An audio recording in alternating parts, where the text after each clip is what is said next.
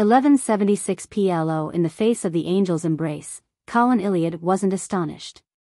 He accepted everything with a calm expression, as though he was already prepared. The ritual began. He took a step forward, picked up the silver night potion, and poured it into his mouth. Without a sound, this demon hunter's body swelled up, turning into a grayish-blue giant with bluish-black veins covering him. He stood several meters tall, with black cracks on his forehead. Every inch of this giant contained the indescribable power of mystery and terror.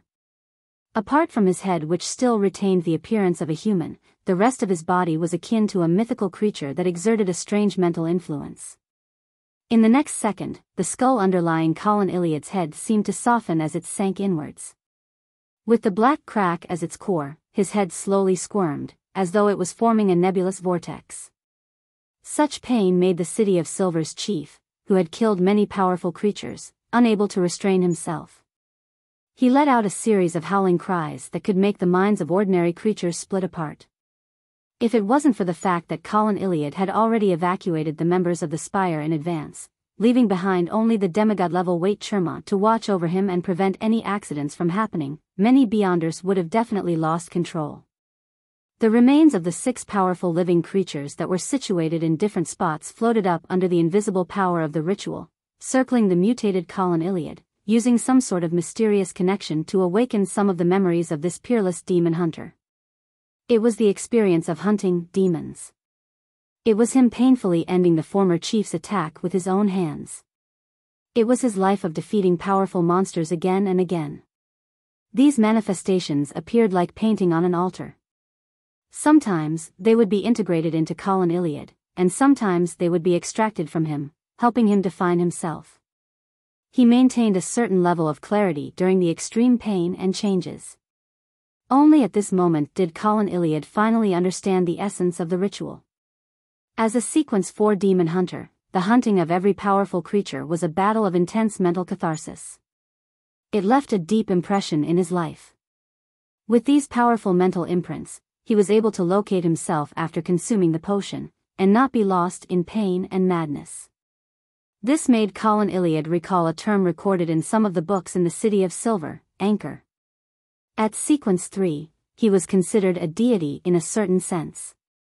He could respond to prayers within a certain range, so an anchor was required. As this wasn't the level of an angel, an anchor didn't necessarily need to be a believer. It could be replaced by other things, such as the clear marks in one's life that had meaning in mysticism. In the memories that had been awakened, Colin Iliad slowly regained his self-awareness. He felt his body again and grasped its changes. Right on the heels of that, a layer of wings formed from illusory light extended out from behind him. They fused with the surrounding paintings as they constantly shrank inwards.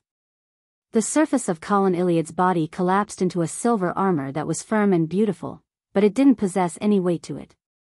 After the demon hunter advanced to a silver knight, due to the difference in the deity's blessing, there would be minute differences between silver knights. Previously, the leader of the King Court's chasers, Light-Color Merskogan, had received blessings from the Giant King. Therefore, the various aspects of the Silver Knight domain were much stronger. On the other hand, Colin Iliad could occasionally make his body condense a silver rapier that could teleport. While in combat, it would appear at random during an attack, with beneficial tendencies, bringing about unpredictable changes. In addition, he could also obtain a certain uniqueness when using mercury liquefaction. As the silver armor finally took form, Colin Iliad had completed his advancement. Apart from not having a single vertical eye on his head, he was equivalent to a mythical creature. At this moment, he raised his right hand and waved it to the side. At a small hill outside the City of Silver, a silver beam erupted out of thin air. It tore apart everything around it, splitting the small hill into 2 halves. During Colin Iliad's advancement to Silver Knight, Derek Berg completed the bestowment ritual and obtained a small metal tube. Seizing the opportunity of the City of Silver's chief creating abnormalities and drawing away most of the attention, Klein suddenly reached out while in the ancient palace above the grey fog. He had summoned a bullet and death knell from the historical void. Right on the heels of that, he did a divination in advance, confirming that there weren't any signs of Amon's parasites around Little Sunday. Without any hesitation, he opened the revolver's cylinder and stuffed the deceit bullet into it. Pa! With a shake of his right hand, he closed the cylinder and used the mysticism connection to aim at the spot where he had died. Bang! He calmly pulled the trigger and fired the only bullet. At the same time, taking advantage of this beyonder effect, he willed Sapphira Castle's powers into mobilizing. The gray fog boiled once again, including the space around them. A majestic but slightly dark energy surged out like a tidal wave, wrapping around the bullet, passing through the gap and shooting towards the real world. The light in Sapphira Castle suddenly dimmed. Suppressing his fear and horror, Klein used Death Knell's historical projection to simulate the feeling of a sudden descent. He leaped towards the crimson star representing the sun and leaped towards the tiny tube of his blood. On the barren moors of Chernobyl, all of the almonds wearing pointed hats raised their heads and looked at the lightning that streaked across the sky. They looked at a deep and quiet swath that even the lightning couldn't illuminate. The almonds nudged their monocles, and after a moment of silence, they laughed. He doesn't seem like someone who can come up with such a solution. Palez? He joined this organization codenamed the Tarot Club? In the Berg household in the City of Silver. The darkness in front of Derek suddenly turned dark, as if the candles in the room had been burned to ashes. To the residents of the City of Silver, this wasn't a good thing. Derek's eyes immediately lit up with the light of the sun. At that moment, bits of light burst out from the deep darkness like transparent squirming worms. The metal tube that Derek had received shattered automatically as fresh red blood floated out from it and suspended itself in midair. It didn't spread apart but instead merged with the fragments of light. In just 2 or 3 seconds, these light fragments condensed into one, forming a huge ball of light. The spherical light ball stretched out and changed, quickly forming a figure. The figure had a deep outline and a cold expression. He wore a silk half-top hat and a black coat while holding a black iron-black revolver. It was none other than Gehrman Sparrow. Having successfully deceived the laws of mysticism, Klein used the help of his old blood to complete his resurrection. Without needing any introduction, Derek had already recognized the visitor through his special temperament. After being stunned for a moment, he instinctively revealed an uncontrollable smile. Mr. World? Klein raised his head slightly and looked at Little Sun, who seemed to have grown taller. He subconsciously reached out and pressed down on his top hat. He then nodded gently and said, "I will be in the forsaken land of the gods during this period of time. However, I have to leave now. I can't lure Amon into the City of Silver. If there's a chance in the future, I will cooperate with you." Having understood what Mr. World meant, Derek nodded heavily and said, "All right." Just as Klein raised his right hand and was about to snap his fingers to leave with flaming jump, Derek looked at him and suddenly pointed to the storage cabinet in the room. "Mr. World, do you need to bring some food with you? There are mushrooms that can produce milk." Klein controlled himself, not letting the corners of his mouth twitch. He maintained his cold attitude and said, "I don't drink milk." As soon as he finished speaking, he snapped his fingers, causing a scarlet flame to fly out of his pocket, wrapping around him like water. The fire quickly dissipated like falling stars, and Klein's figure disappeared from Derek Berg's room. Outside the City of Silver, in a deformed forest, flames flashed continuously, extending all the way to the moors leading to the north. After he truly left the City of Silver did Klein slow down his footsteps and summon a lantern from the historical void. He had long expected that the revival process would go so smoothly. After all, once he found the correct solution, there was no way that Amon could stop him. In the City of Silver, Amon only had a few avatars at the sequence 4 or 3 level, so Klein could use his true vision to locate them and eliminate them ahead of time.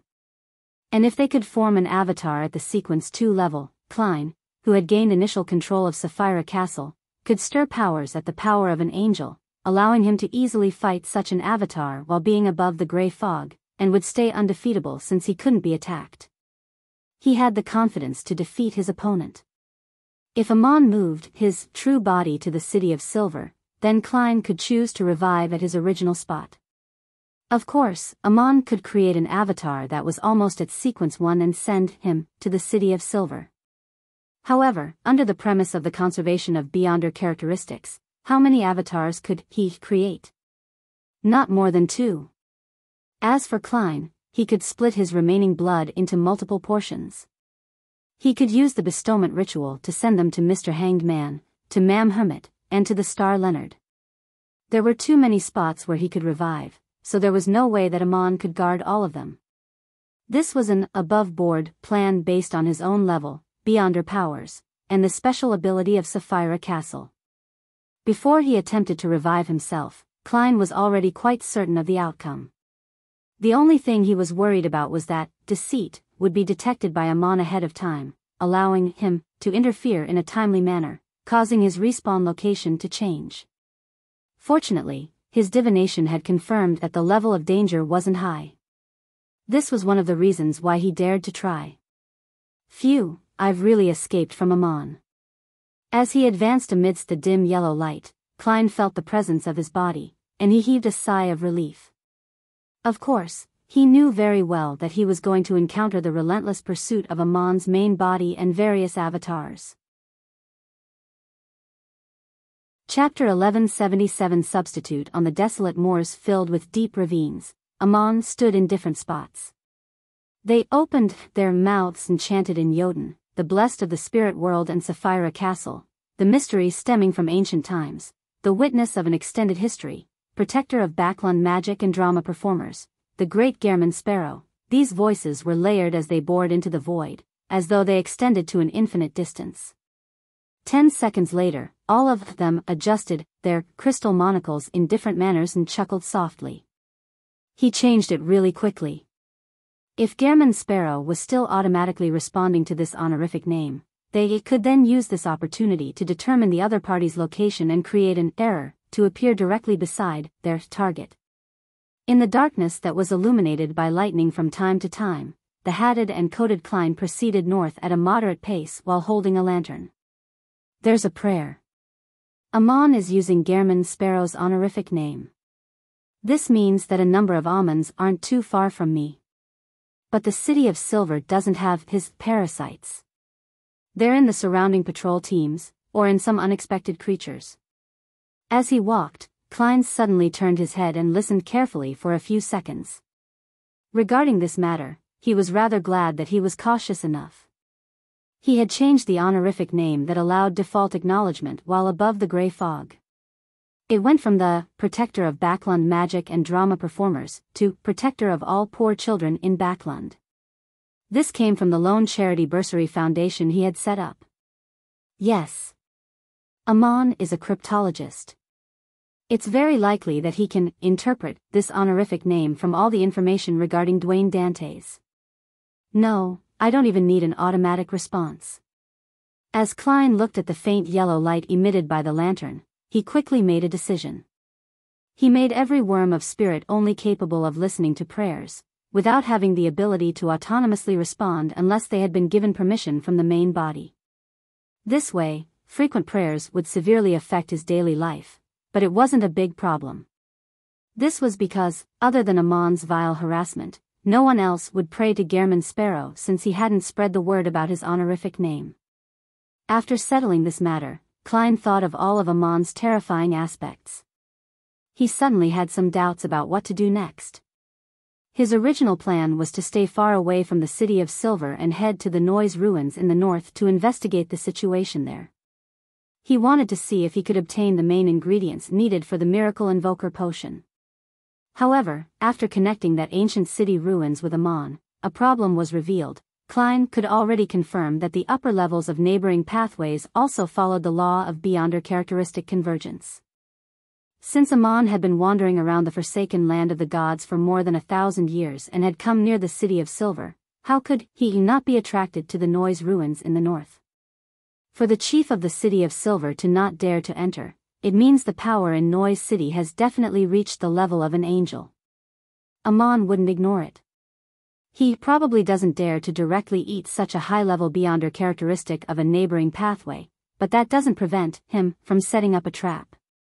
Even if he hadn't done so in the past, he would definitely be rushing over there now. Of course, I can't exclude the possibility that Amon has yet to discover it because, during the City of Silver Chief's first visit, the noise ruins weren't as dangerous. Perhaps that power at the angel level came to the noise ruins later. He has been constantly migrating his believers to avoid Amon. Amidst his thoughts, Klein felt a little afraid about heading northwest for the ancient city. He decided to first see if there were any other ways to obtain the main ingredient of the Miracle Invoker potion before considering if he should head to the periphery of the noise ruins to observe and gather some intel. With this in mind, he walked towards the wreckage of a tall tower in his black coat and half-top hat, guided by the occasional lightning. Along the way, in the dangerous darkness outside the dim yellow light, monsters lined up and silently followed him. They were already his marionettes. Compared to them, the Saints of the Seer pathway were even more bizarre and terrifying.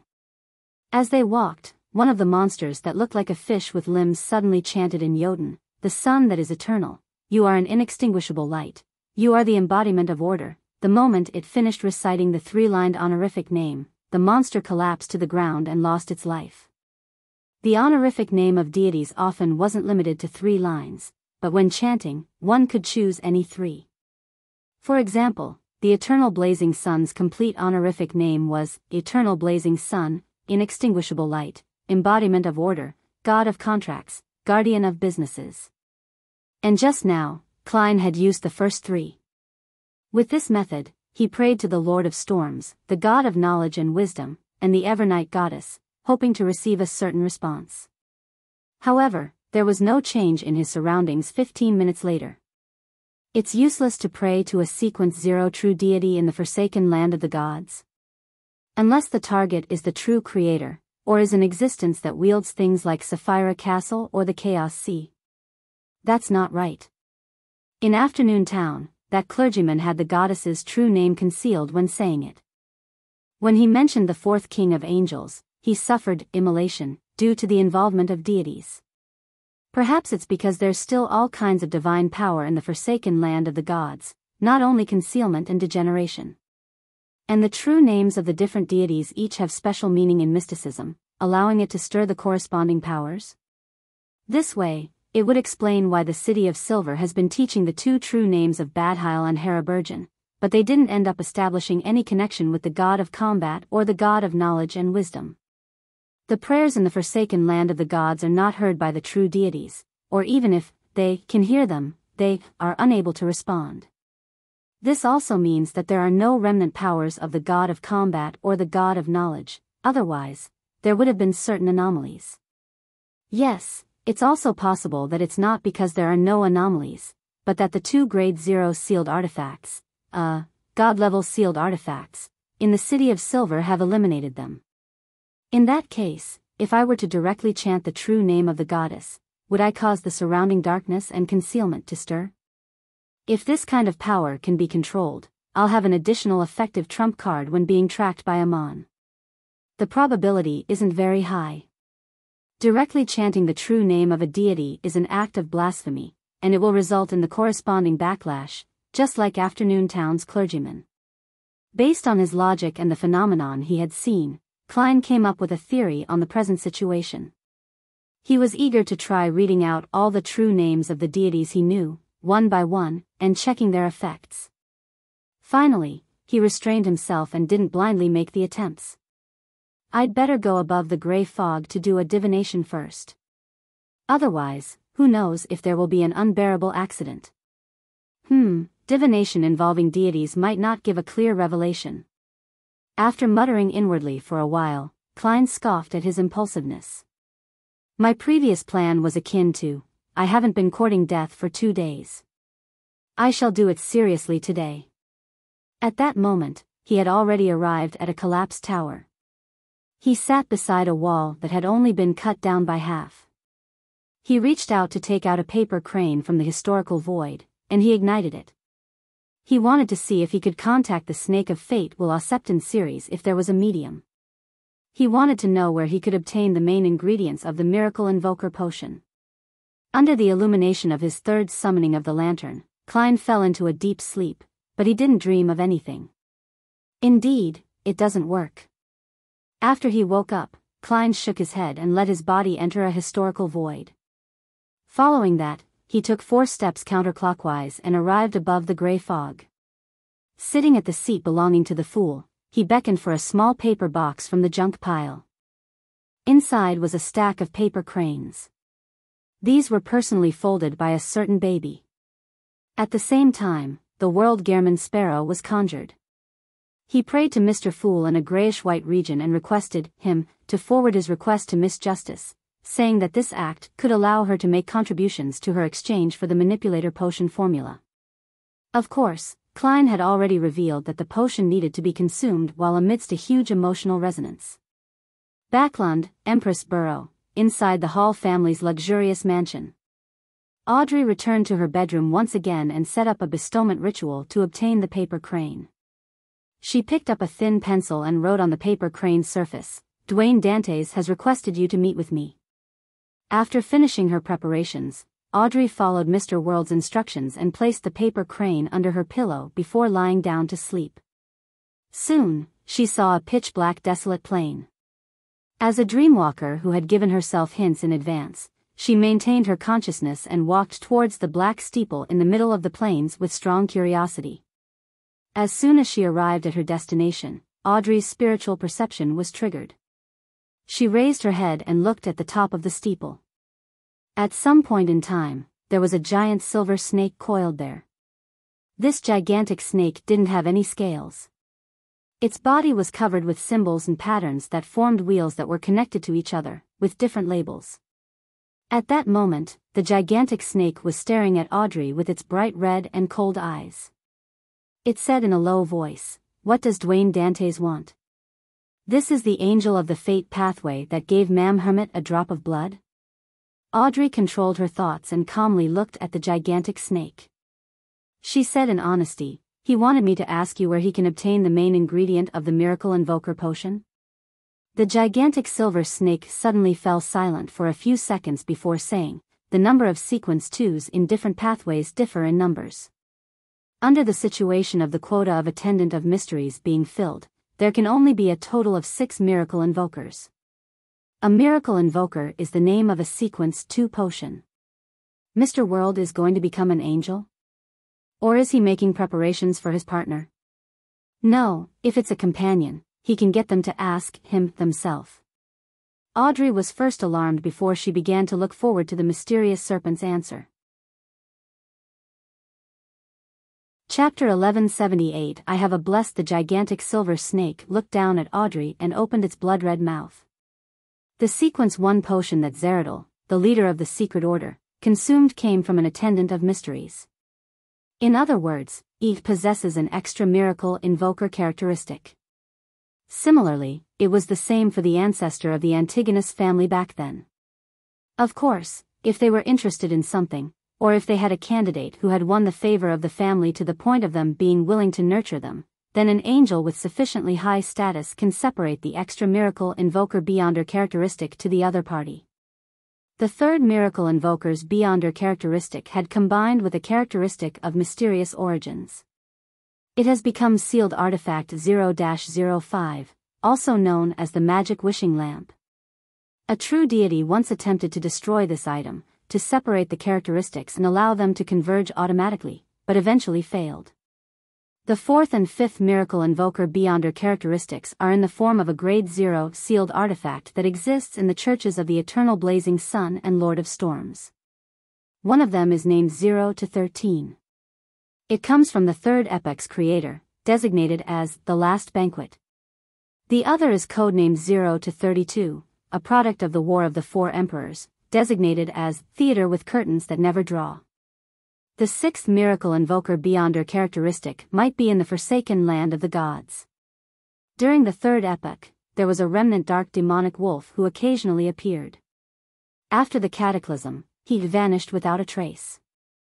Audrey listened attentively and thought carefully for a moment before saying, "You're saying that, under the situation where the attendant of mystery spots are filled, there are only 6 miracle invokers. And now, you only mentioned the secret order's leader, Zeradol, and the ancestor of the Antigonus family, but the spots don't seem to be filled. In such a situation, there might be an extra miracle invoker beyonder characteristic. This wasn't information that the World Gehrman Sparrow had informed her of in advance. Instead, it was a question that Audrey had come up with on her own accord from the details of the answer and her knowledge of mysticism. The eyes of the giant silver snake moved slightly. Indeed. There should be 3 attendants of mysteries. Visit website our list novel. Com, but in the second epoch, in the era when the ancient god, Phlegria, still lived, the third set of the attendant of mysteries beyonder characteristic seemed to have disappeared without a trace. No one knows where it is. Likewise for the corresponding miracle invoker beyonder characteristic. Perhaps it has already combined together and has found a sufficiently concealed method to hide itself. Audrey nodded gently and said, I understand. I'll pass on the information to Mr. Dwayne Dantes. Oh. He even asked me to ask you if there's anything you need his help with. The giant silver snake slithered up and a third of its body stood up. No, a small matter. Yes, I have a blessed who is an outstanding gourmet. He has a desire to taste ice cream from the various noble families, so as to determine the most delicious one, this request.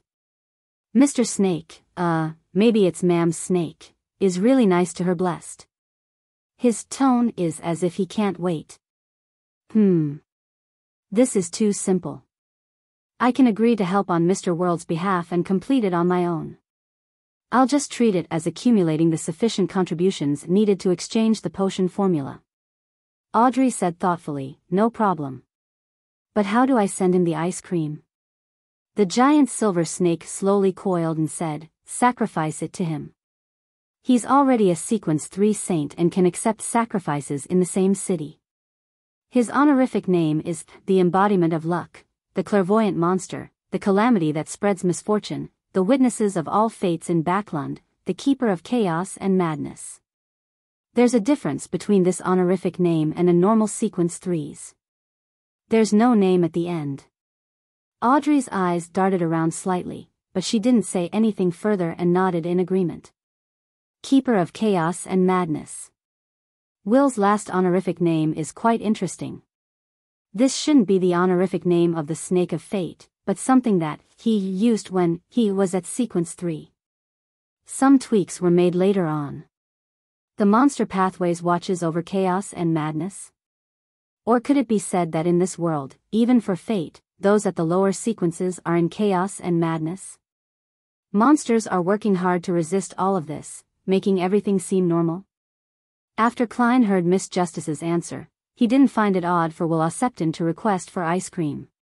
Instead, he found the honorific name of the Life School of Thought president rather interesting. Having a blessed. That's like saying, I know someone. Did Will learn this from me? No, I have a real blessed, Danitz. Later on, I'll have this fellow sacrifice something for me to eat. I can't really eat those mutated monsters or summon projections from the historical void, right? Yes, if I have a chance, I'll invite little son to try them together. I can't let him be obsessed with Frank's mushrooms. The number of blessed serving will definitely won't be less than mine. There might even be more. He has the huge life school of thought. Klein conjured the World Gehrman Sparrow and made him reply to Miss Justice, indicating that the ice cream contributed plenty. After completing all of this, he rapped the edge of the long model table and seriously considered the problem with the main ingredient of the miracle invoker. There's no need to think about the miracle invoker beyonder characteristic with Zeradol. It's impossible for him to separate it to give it to me. He only wants to turn me into his marionette. It's not like there's zero hope with Antigonus's 2 portions, but if that's the case, I'll have to request it from the goddess again. I can't offer something equivalent. I'm afraid. Besides, the goddess might not be able to provide it. The reason why she wants to seal the half-fool, who has lost control, is probably because she is unable to kill him. Once he is killed, he will be able to escape his current predicament and revive elsewhere, just like how I escaped from Amon. Under such a situation, the goddess has no way of getting Antigonus to separate a miracle invoker beyond her characteristic. Even a true deity can't shatter 0-05, so there's no point targeting it. It's useless even if I have it. This sealed artifact's origins are truly mysterious. There's something very fishy about it.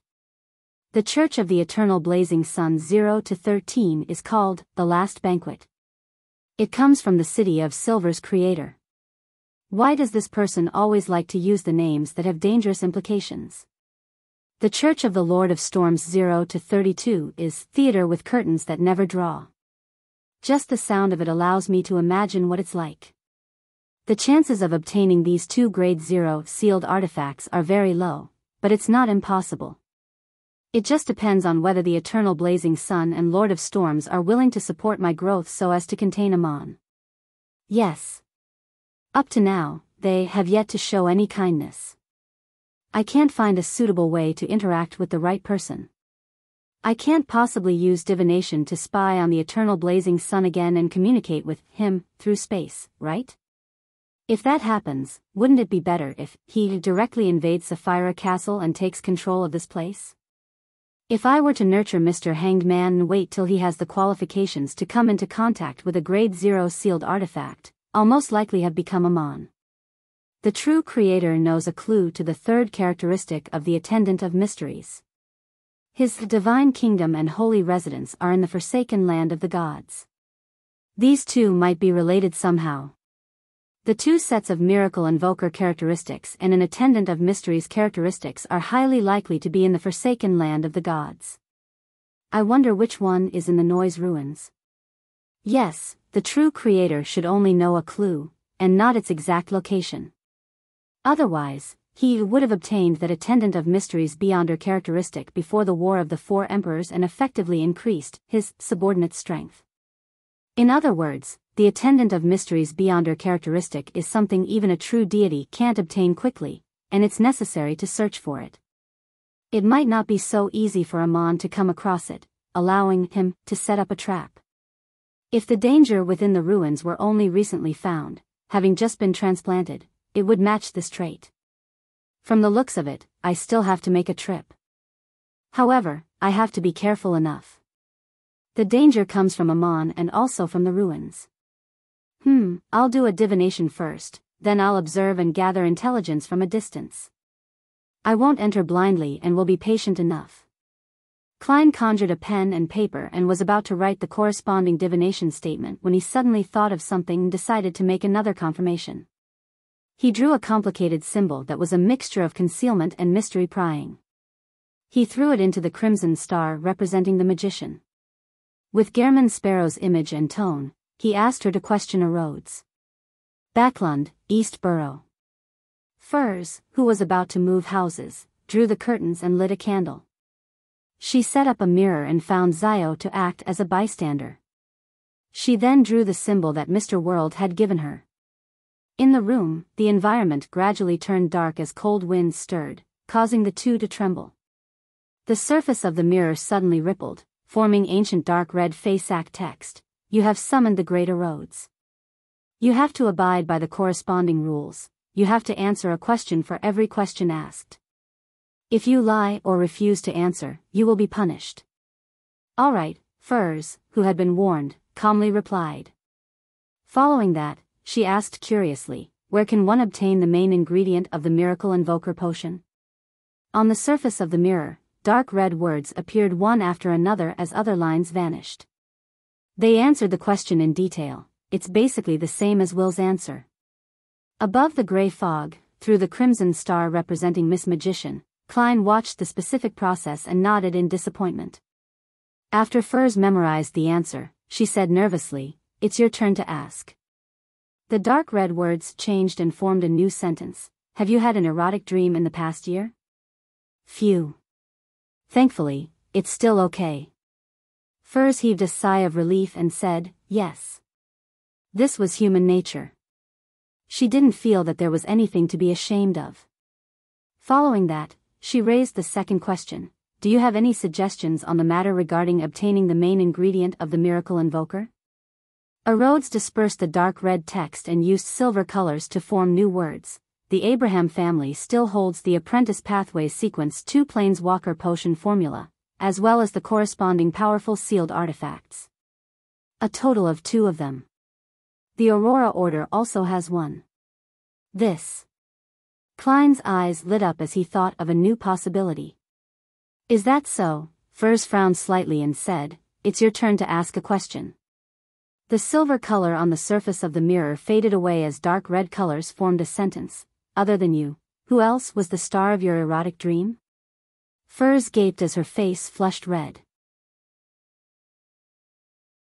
Chapter 1179 Preparations both ways. At that moment, Furs felt her cheeks burning as she stiffened. She didn't even dare to turn her head to look at her friend. She realized that she had severely underestimated the bottom line of the magic mirror.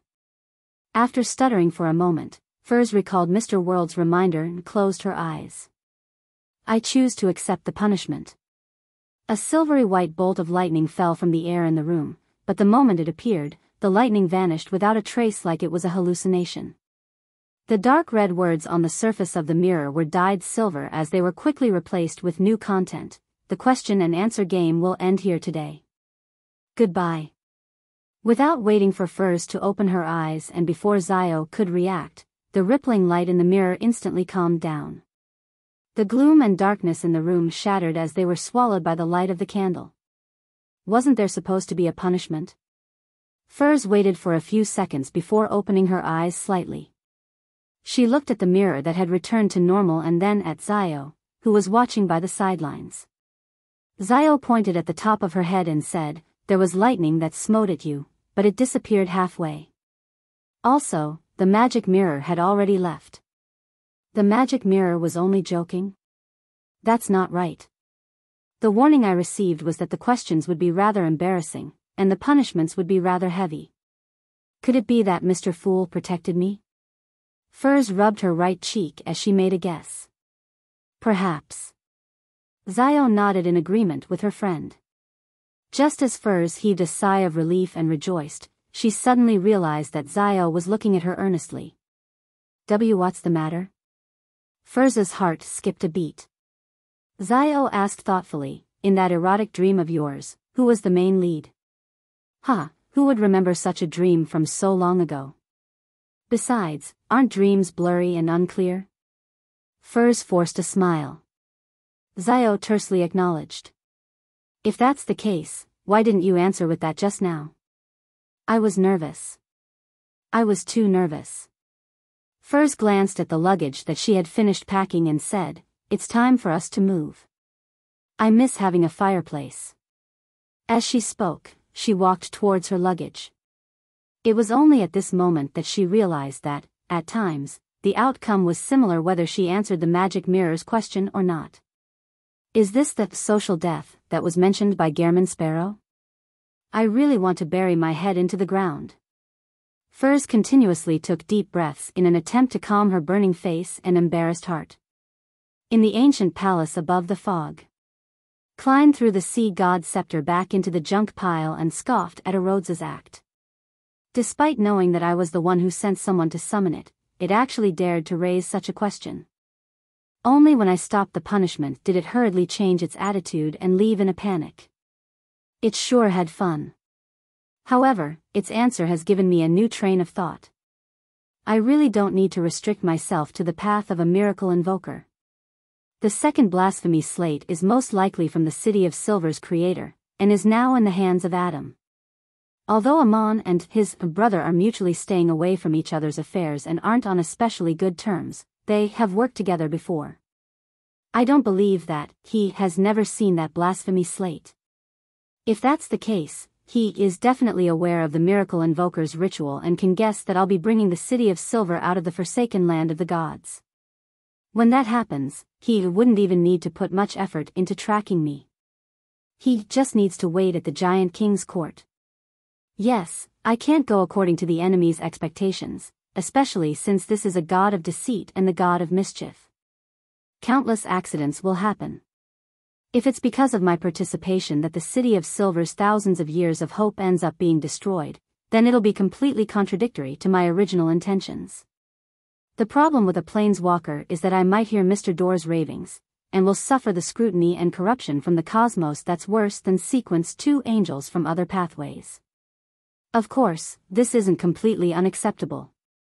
Also, will I need to pay back the 2 resurrection chances that Sapphira Castle gave me?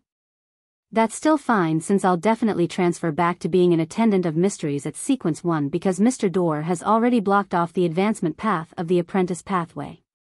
He is at least in control of the uniqueness and 2 sets of sequence 1 beyonder characteristics, perhaps even all 3.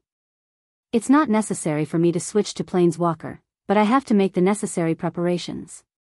When my options increase, even if Amon tries to stop me, the difficulty of burying a trap in advance will increase significantly. Only then can I become an angel while under the pressure of a king of angels. Yes. I'll stay on the fence for now. I'll prepare for the miracle invoker advancement while preparing for the planeswalker advancement. I'll determine which pathway to take based on the actual situation when the time comes. Having come to a decision, Klein felt refreshed. His mind was abnormally active, and he quickly came up with a preliminary plan. I'm not in a hurry to ask Miss Magician's teacher about the Planeswalker potion formula and the corresponding Grade 0 sealed artifact. This will scare the Abraham family, making them suspect that Miss Magician worships some evil god and has joined some terrible organization. With their current situation, there's a high chance that they won't reply. They will change their identities, move, and sever all ties. Yes, the head of the Saint of Secrets, Bodhi's, will make a fine gift. Regardless of whether the Abraham family gives the Worm of Cosmos, this matter will have to be placed on the agenda. I hope Miss Justice can digest the Dreamwalker potion as soon as possible. I hope that Ma'am Hermit will be prepared.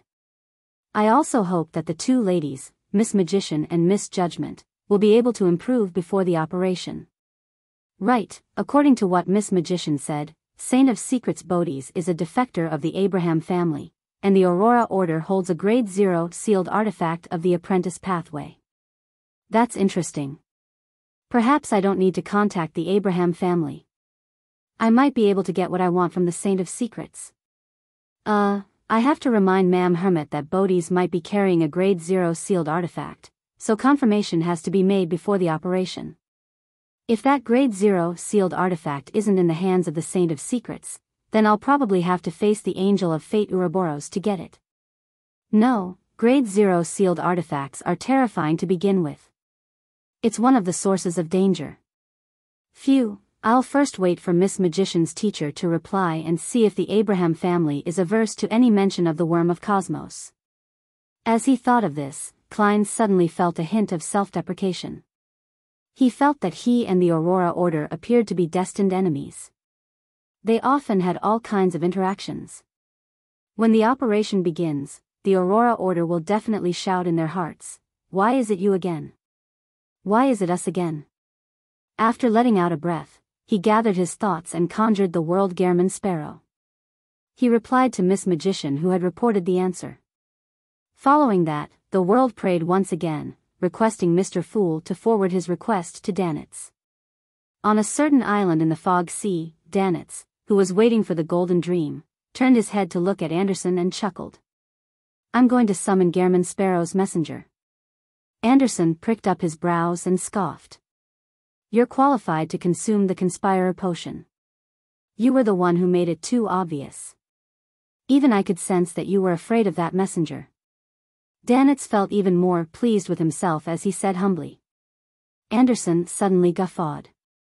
"Why do you not suspect that I'm pretending to be afraid? I'm just trying to find a reasonable excuse to avoid hearing things I shouldn't be hearing." "Dog's hit, do you think I'll believe the lies you came up with in a hurry?" Danitz was almost convinced. Anderson spread his hands and walked to the door. "You've gathered all the materials of the Conspirer potion. Remember to remind Gehrman to not forget my iron-blooded night potion formula." Danitz waved his hand impatiently, indicating that he hadn't forgotten. After Anderson walked out of the room and closed the door, Danitz immediately set up a ritual and summoned the messenger holding 4 blonde, red-eyed heads. Seeing the 8 eyes look over at the same time, Danet's chest immediately retracted. He forced a smile and handed out a gold coin. "Ma'am, Gehrman Sparrow wants me to tell you that he's fine. He's now in the Forsaken Land of the Gods." Wait, what did I say? The Forsaken Land of the Gods? As a crew member of Vice Admiral Iceberg, Danet's knowledge of mysticism was still adequate. After a momentary pause, his pupils clearly dilated. "All right," Rionette Tinker bit down on the gold coin and answered immediately. Then, she entered the void and vanished from the room. After reporting this to Gehrman Sparrow, Danetz received the Iron-Blooded Knight's potion formula and new orders. "Prepare some local delicacies and sacrifice them to see God Calvetua." Isn't this mission a little odd? Danetz muttered to himself, but he didn't dare to raise any questions. He quickly tidied up the altar, found a parchment, and wrote down the supplementary ingredients and corresponding ritual in the Iron-Blooded Knight potion formula. Following that, he opened the door and handed the parchment to Anderson. "Form a team of at least 30 people. The stronger the team's strength and chemistry, the better the ritual's effects." Anderson unfolded the parchment in front of Danetz and read it. As he read, his brows gradually furrowed. "If the team's chemistry is to build upon the idea of killing me, the captain, the ritual is rather simple." Without waiting for Danetz to mock him, a burning white flame appeared from his fingertip and burned the parchment. Anderson chuckled. "I need to go back to my homeland to find an opportunity. That place is currently being invaded by Phaenopotter, and war is always the best place for building up and training a team."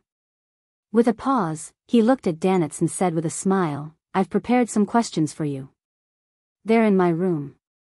Once you become a conspirer, you can try doing it and see if your intelligence has improved." Dogs hit. "Are you trying to trick me into reading all the books in your room?" Danetz was almost moved, but he immediately understood that something was wrong. No matter how high his intelligence was, he wouldn't be able to solve the questions if he hadn't read the textbooks. "Not bad. It only took you 3 seconds this time to grasp the crux of the matter. If it were in the past, you would have really believed me." Anderson praised with a smile as he turned around and left the inn. 1180 different effects in the Forsaken Land of the Gods, at night when the frequency of lightning had dropped to a very low frequency. 2 slices of white bread and a piece of barbecued meat is pretty good after all.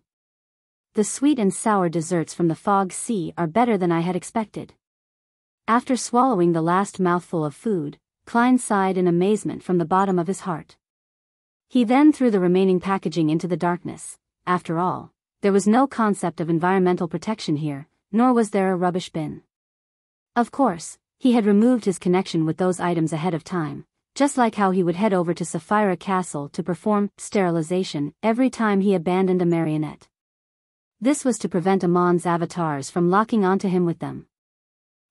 Lifeless objects won't be transferred into a concealed state by the darkness here. Klein raised the lantern that Danetz had sacrificed, and he illuminated the abandoned items. It was only after he filled his stomach that he was in the mood to try out the dangerous things he had previously divined. Amidst the flickering dim yellow light, Klein reached his right hand out into the air and dragged out another projection of himself. It was another version of him from the historical void, one who was also holding onto a lantern. Klein entered the grayish-white fog 1 second later, allowing his projection's consciousness to awaken. The projection was surrounded by a group of monsters. Amidst the endless darkness, it opened its mouth, planning to recite the name, Ammonizes. He didn't manage to make a single sound, as though the words he wanted to say had been concealed. Indeed, it's as I expected. Wearing a silk half-top hat and a black trench coat, Klein slowly took a deep breath. Looking at the lantern that emitted faint yellow light, he suddenly chanted in Jotun, Leotero. Before he could finish his sentence, more than 100 lightning bolts warped as if they were responding to being summoned. They instantly blanketed the area. There was no time for him to dodge. Even if he had switched places with a marionette, he would still be within the attack range. Amidst the brightening of silvery white light, he collapsed to the ground. His body was charred as he convulsed violently, as though he had become a gigantic piece of coal. Then, his figure rapidly dissipated as the illusion vanished. Wearing a real top hat, clothed in an into-styled windbreaker and carrying a simple lantern, Klein immediately returned to reality and continued proceeding forward as if nothing had happened. After walking for a while, his figure suddenly turned blurry and clear. Following that, Klein opened his mouth again and read out a name in Jotun. Oh, just as he produced the first syllable, a transparent flame burst out from his body, instantly reducing him to ashes, not giving him a chance to switch places with his marionette. Klein's figure appeared once again. He pressed his hat and walked calmly on the hill filled with strange plants. Harabergen. Badheil. Omabella. There's nothing out of the ordinary. There are no traces of the corresponding divine powers left in the vicinity of the City of Silver. Medici, Ouroboros, Sasrer. These are of no use, neither one of them are deities. I thought that the situation at Afternoon Town and the Giant King's court was due to special circumstances. Using Sasrer's true name outside can activate the powers of degeneration from the forsaken land of the gods. As a king of angels with the uniqueness, Red Angel is also considered half a true god. Yet, there aren't any traces left of him. How shameful for a person, no, shameful for a king of angels. As Klein walked down the hill, he followed his spiritual intuition and headed northwest where the city ruins of Noise were.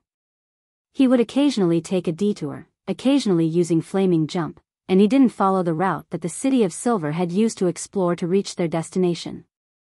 Backlund, late at night. Feeling that she had digested the potion a little more, Audrey very eagerly used dream traversal to leave her mansion and to enter the various dreams of the surrounding area. Knowing what the current situation was like, she had a strong desire to become a demigod. Just like that, she suddenly saw someone familiar. This was a noble lady who had a good relationship with her. She was 29 years old and had married a viscount 2 years ago. At this moment, the lady's room was filled with rose petals. The bed was white, and there was a heart-shaped ring placed on it. And she could hear knocking sounds from the outside. With flushed cheeks, the lady quickly walked over and opened the window. A man wearing a black iron mask and a dark cloak leaped in. He hugged the lady and whispered, "I'll take you away from your suffering." Then, the two of them started to wrap their bodies around one another as they rolled into bed. As a dreamwalker who was working hard to digest the potion, Audrey had long seen similar scenes. She had experienced the phase of feeling embarrassed, and she sighed at how everyone's dreams were full of imagination. At that moment, she didn't lose her composure at all. She maintained the etiquette of a spectator, as though she was witnessing an overly intense play. After a brief examination, she discovered a problem. The man wearing the black iron mask wasn't the wife's spouse, but more like a particular playboy in the aristocratic circles. Is this a reflection of what's hidden in her heart? Audrey muttered to herself in an academic manner while analyzing the dream. Following that, she traversed into the dream beside her out of curiosity. This dream corresponded to the noble wife's husband, the Viscount. In the dream, this Viscount was busy attending a discussion at the House of Lords. Later, he was chased by an earl with a revolver. The latter claimed that he had tricked his daughter. After escaping to a safe zone, the Viscount found his female secretary to vent his fear. Audrey couldn't help but leave the dream, wanting to see the state the Viscount and his wife were in. In the bedroom under the illumination of the crimson moonlight, the Viscount was hugging his wife on the huge white bed. His wife was hugging him and sleeping in a very intimate manner. Yes, I have to realize that everyone has a dark side to them. It's just a dream that they've had. If conviction for a mere instantaneous thought was carried out, then everyone would descend into hell, and no one will be spared, including myself. I can control my dark side, preventing it from ever being realized in the real world. To most people, that's already considered excellent. Audrey increasingly felt that acting as a dreamwalker was a way to question and hone one's mind and body. She entered the dreamscape again and traversed to another area. Not long after, she arrived at a warm room. There was a dining table placed over a thick carpet. At the seat of honor was a white-haired old lady. To her sides were a middle-aged couple and 3 children who were not of age. They were all enjoying the delicious food, chatting and laughing. It was dark outside the room. The strong winds made the glass groan and thump as they seemed to brew a horrifying sensation before the disaster struck. What is the owner of this dream bothered about? Audrey retreated from the dream and tried to find an answer from the real world to verify her hypothesis. She then saw a small bed and the white-haired old lady. There were photo frames on the bedside table of the old lady.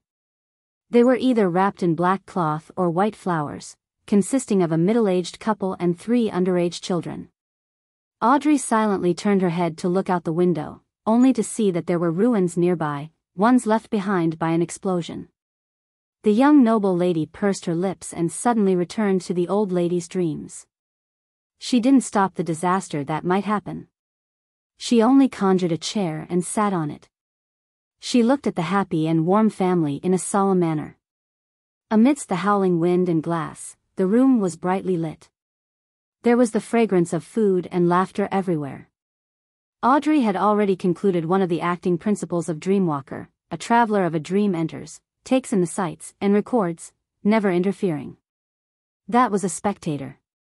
In St. Samuel Cathedral, having been summoned by Bishop Anthony Stephen, Leonard slowly walked up the spiral staircase under the sunlight that shone in through the stained glass. Suddenly, he said with a suppressed voice, "Old man, that secret gathering is about to begin again.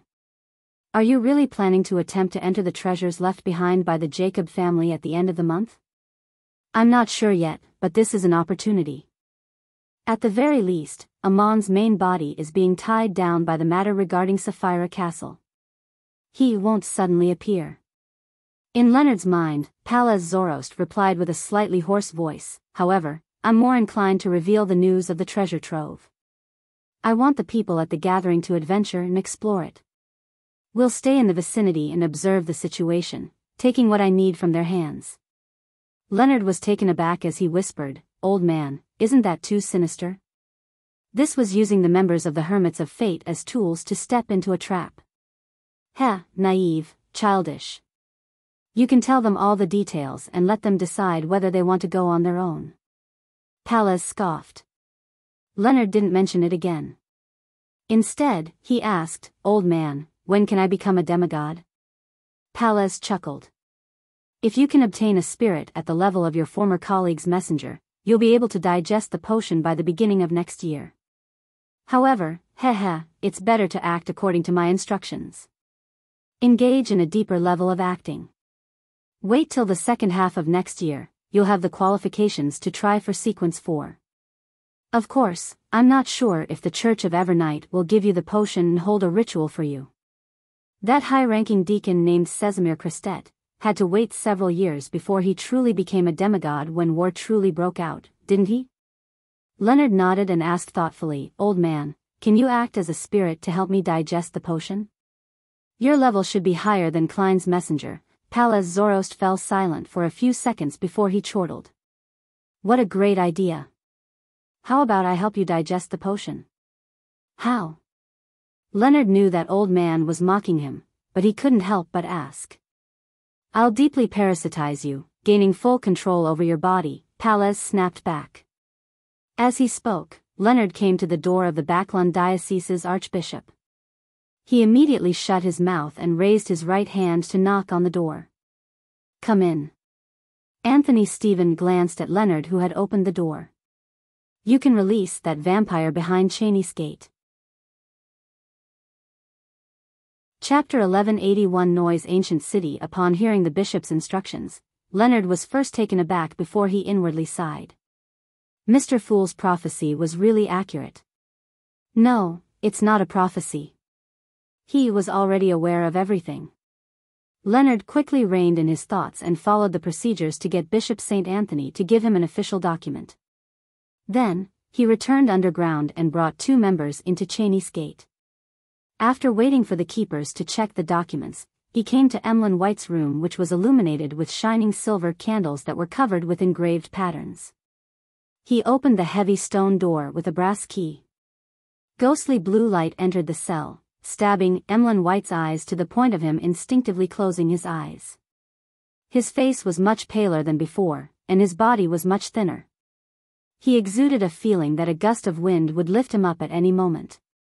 Thinking of Mr. Fool's answer, Emlyn suddenly felt confident in his current situation.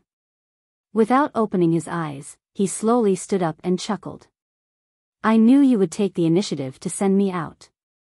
Would you be disappointed if I said that it was just a routine investigation?" Leonard lampooned inwardly and replied without any expression, "I'll give you 30 seconds. If you don't leave Cheney's Gate within this period, I'll take it as you voluntarily choosing to stay behind." As a slightly more senior Nighthawk and a captain of a Red Gloves team for several months, Leonard had rich experience in dealing with prisoners. Emlyn's expression froze. He opened his mouth, wanting to say something, but he ultimately maintained his silence. He walked past Leonard and his two teammates and walked out of Cheney's Gate. Outside, he suddenly shuddered, as if he wanted to purge the chill in his body. "Once you return, getting some sunlight would fix you up." "Oh, the sun is a rare commodity in Backland's winter, and you vampires don't enjoy sunbathing. Aren't you an apothecary? You can concoct some medicine from the sun domain yourself." Seeing this, Leonard casually reminded him. Emlyn's condition wasn't the best. On the one hand, he hadn't drunk any spirituality containing human blood for days. He could only rely on the blood of animals as a substitute. On the other hand, it was because he had stayed behind Cheney's Gate for too long. The power of Evernight that supported the seal had eaten into him a little, making him require the effects of medicine from the sun domain to remove the residual effects. As a potions professor, Emlyn was aware of his physical and mental condition. He didn't retort or nod. He only emphasized the word sanguine before asking, "Where's Father Yatravsky?" Visit website our list novel. He still needs to stay a little while longer. I hope this bloody war will end soon. Don't worry, we'll let him come out twice a week to get some sunlight. As for which days they'll be, it'll depend on the weather in Backland. Leonard gave a simple response before sending Emlyn White to the ground and onto the streets. Emlyn hesitated for a moment before asking again, "Where's the nearest hospital?" "What do you want to do?" Leonard asked in a professional manner. "Get a blood transfusion." Emlyn raised his chin slightly, trying his best not to change his expression. Blood transfusion, more like drinking blood. Leonard didn't call him out. He pointed in one direction and gave him the address. After watching the Sanguine Viscount leave, he returned underground and began to discuss a recent case with his team members. After several days of traveling, Klein finally arrived near the Noise City ruins in the north. This was equally a desolate plain. The dried riverbed left traces of itself on the ground. Looking at the dark, shadowy city that was filled with a thin fog, he was in no hurry to get close. Instead, he found a hidden spot and muttered the honorific name of Mr. Fool. Following that, he took 4 steps counterclockwise and recited the incantation before entering the world above the gray fog. To return to Sapphira Castle with just a thought, he needed the prayers of the Tarot Club members to stack together, forming a strong and firm anchor. That way, it would provide the Fool with the sufficient summoning power. With the help of the prayer light, Klein used his true vision to check the situation of the Noise ruins from afar. He discovered that the thin fog was slowly dissipating, but it couldn't completely dissipate. On the surface of the city, there wasn't a single spirit body thread. The people who were dressed in linen robes or animal hides were lying in different spots on the streets. They weren't as lively and busy as the time the City of Silver's expedition team visited. After the angel or sealed artifact that occupied the city discovered that their whereabouts were exposed, they chose to migrate. As Klein made a guess based on the situation in front of him, he retracted his gaze and looked at the grayish-white fog that held up Sapphira Castle. He was trying to prevent the miracle invoker, or attendant of mysteries, or the corresponding sealed artifact from hiding in the historical void and ambushing the beyonders of the ancient Noise City. He didn't wish to directly encounter a cluster of translucent maggots that twisted into a huge vortex when he leaped into the fog of history, nor did he wish to be pursued by those terrifying tentacles. The ambush that Zeradal had laid for him still left Klein feeling a lingering sense of fear. From time to time, he would have nightmares, hoping to seek Miss Justice for another round of treatment for psychological trauma. This stimulus was worse than seeing his marionette, Enuni, wear a monocle in front of him while his body remained completely immobile. This was because he had implicated the hounds of Fulgrim. After confirming that the historical void was safe, Klein returned to the real world. He stretched out his hand, grabbed, and pulled out his former self. This former self was also wearing a silk half-top hat, a black trench coat, and holding a simple glass lantern. In the next second, he jumped into the grayish-white fog and followed the illuminated spots in the historical void, running all the way to a period before the first epoch, in that city of a long-dead civilization. To him, this was a very ingenious, safe house. This was because, aside from him, no scholar of yore could trace back to this lost piece of history. Of course, to him, coming all the way here had required him to expend a lot of his spirituality. He could only stay there for another 15 minutes at most, and that was only if he didn't make any burdening attempts at summoning historical void projections. After hiding his true body, Klein's projection in the real world moved forward, quickly arriving outside the noise ruins. He didn't blindly approach or enter. After circling to a small mound opposite the dried riverbed, he raised his right hand and summoned his original marionette, the cold Earl of the fallen Konas Kilgore with dark blue eyes. Konas's body squirmed and instantly transformed into Gehrman Sparrow. Then, he reached out and took out a lantern from the historical void. The historical projection who summoned a historical projection had disordered the distance under the dim yellow light of the lantern. In a few steps, he arrived outside Noise City, alone. With the lantern in hand, he passed through the rotting buildings and passed through the thin fog before entering the ruins. Compared to using his true vision above the gray fog, actual contact made him discover more details. The humans and monsters lying in different spots had signs of decay, as though they had been abandoned for some time. Some of them sat on chairs under the eaves of the house, others slumped beside stoves. Some held moldy bread while others held hands. There were some leaning against the walls and sitting on the ground, their lips pressed against a bone flute. This allowed Klein to imagine the situation in the city back when they were living. Some of them were slacking off and resting. Some were baking food, and others were shopping along the streets. Others were focused on music as some came and went, laughing non-stop. There were also others fighting monsters in an arena. This was such a lively and bustling scene, but in reality, everyone had already died and were no longer in possession of their souls. They were only repeating predetermined actions. And one day, this strange scene froze with time, and everyone collapsed without any warning. A city formed by marionettes, the most realistic theater. Back then, the foggy town was in a similar situation. Although I'm also a seer, I still have to say that, in terms of horror, terror, and bizarreness, our pathway is definitely ranked amongst the top 3. Could it be that I'll be acting in the same manner in the future? Attendant of mysteries?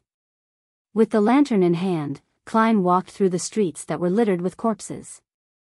He followed his spiritual intuition and headed for the ancient Noise City center. The situation here made him believe that the person who had once ruled the Noise ruins definitely had enough intelligence. After the City of Silver's expedition team broke the peace and serenity here, the entity didn't choose to kill or destroy any clues.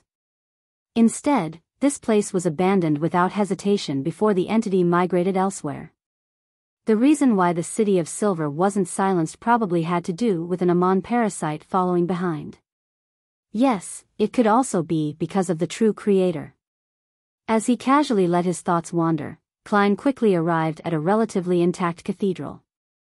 Inside the cathedral stood a statue of a demonic wolf with 8 legs. It was covered with short and dark hair. There was a tuft of grayish-white fur at the top of the statue head. Its pitch-black pupils covered at least 3/4 of its eyes. It's not Phlegria. The dark demonic wolf that occasionally appeared in the 3rd epoch, the god of wishes? He has been in the forsaken land of the gods for thousands of years and has finally found that sequence 1 beyonder characteristic. Just as this thought flashed through his mind, Klein suddenly heard footsteps coming, resounding one after another. Standing sideways, he immediately cast his gaze outside the cathedral. He saw a figure slowly walking through the thin fog before its outline quickly formed. He was nearly 3 meters tall, with a slight hunch to his back. With grizzled hair, wrinkles at the corners of his eyes, and a scar at the corners of his mouth, he looked like an old priest or bishop while donning a long black clergyman's robe. His dark brown eyes were calm, unlike the monsters deep in the darkness who were bloodthirsty and zero intelligence. However, in the long, quiet night of low-frequency lightning, this clergyman didn't carry any animal hide lanterns or have any fire lit. He just quietly walked through the thin fog. Chapter 1182 The Holy Word. Although it had been less than a week since he entered the forsaken land of the gods, Klein had long gotten a good understanding of the place through Little Sunday.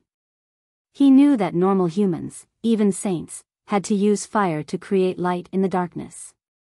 Otherwise, it was very easy for them to encounter dangerous monsters lurking in the depths of the darkness, or be secretly devoured, disappearing without a trace, never to be found again. And at that moment, the elderly clergyman wasn't carrying any animal hide lanterns. Instead, he passed through the fog in the darkness and slowly entered the cathedral that was illuminated by the dim yellow light. If it wasn't for his deep and calm eyes that didn't show any signs of madness, Klein's first reaction would have been that he had encountered a special monster.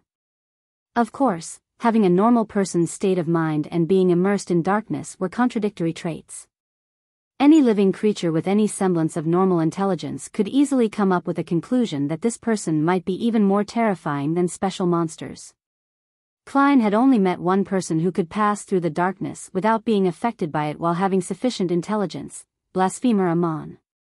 Sensing that the faint yellow light was reflected on his face, the tall black-robed clergyman with a slight hunch to his back stopped in his tracks. Looking at the demonic wolf statue, he hoarsely asked, "Where did the owner of this city go?" Klein was the kind of person who would try his best to resolve a problem peacefully if a fight with a stranger could be avoided. As he raised his guard, he calmly replied, "I don't know where either, I just entered the city, who knows where the owner went?" Just as he said that, the entire cathedral dimmed. A thin fog surged in like a tidal wave from the outside, drowning the interior. The lantern in Klein's hand failed miserably at illuminating the windows and the situation at the door. It was dark outside, and nothing could be seen. In the blink of an eye, the cathedral that worshipped the demonic wolf statue seemed to be isolated from Noise City. It was unknown where it was located. Klein's pupils dilated slightly as he looked at the clergyman with wrinkles and white hair. He asked in a deep voice, "Who are you?" The hunched clergyman replied in a condescending manner, "I'm an attendant by the Lord's side. I'm the angel of the Holy Word, Steph. I walk this land of the past that the Lord had passed on, doing so on his behalf in search of the blasphemer, hidden in the darkness." As he spoke, the elder's figure expanded to a height of 4 meters tall. Behind him, black illusory feathers appeared. Their shadows intersected and formed 4 pairs of gloomy but holy wings. Angel of the Holy Word, Steph. An attendant by the Lord's side. Land of the past. This is the blessed of the true Creator, the angel of faith subordinate, a member of the Rose Redemption. It's no wonder that he can walk in the darkness. He has the power of degeneration protecting him. That evil God is still searching for the beyonder characteristic of the attendant of mysteries? Klein had no choice but to raise his head and lock eyes with this clergyman who, despite wearing a black robe, had 4 pairs of angel wings on his back. This high-level existence angel's form remained wrinkled with grizzled hair. There was a sense of contradiction in everything about him. Pretending that he had never made an enemy of the Aurora Order, he calmly said, "That blasphemer has long fled. I'm also searching for him." After staring at Klein for 2 seconds, the angel of the Holy Word asked in a low voice, "Who are you?" It won't be convenient saying it out directly. Klein sighed and smiled. "I'm a lonely traveler." After he gave this reply, he suddenly felt an extreme sense of darkness developing within him. It then sank down and merged with the shadow created by the lantern. The pitch-black figure abruptly warped and came to life, stretching itself out to become another Gehrman sparrow, one with sinister and ferocious eyes and a solitary demeanor. This. Klein's pupils constricted. Without any hesitation, he reached out his right hand and grabbed outward at thin air. At this point, if he hadn't guessed that Steph was using his answer, he should have joined the Aurora Order and made the true creator his god.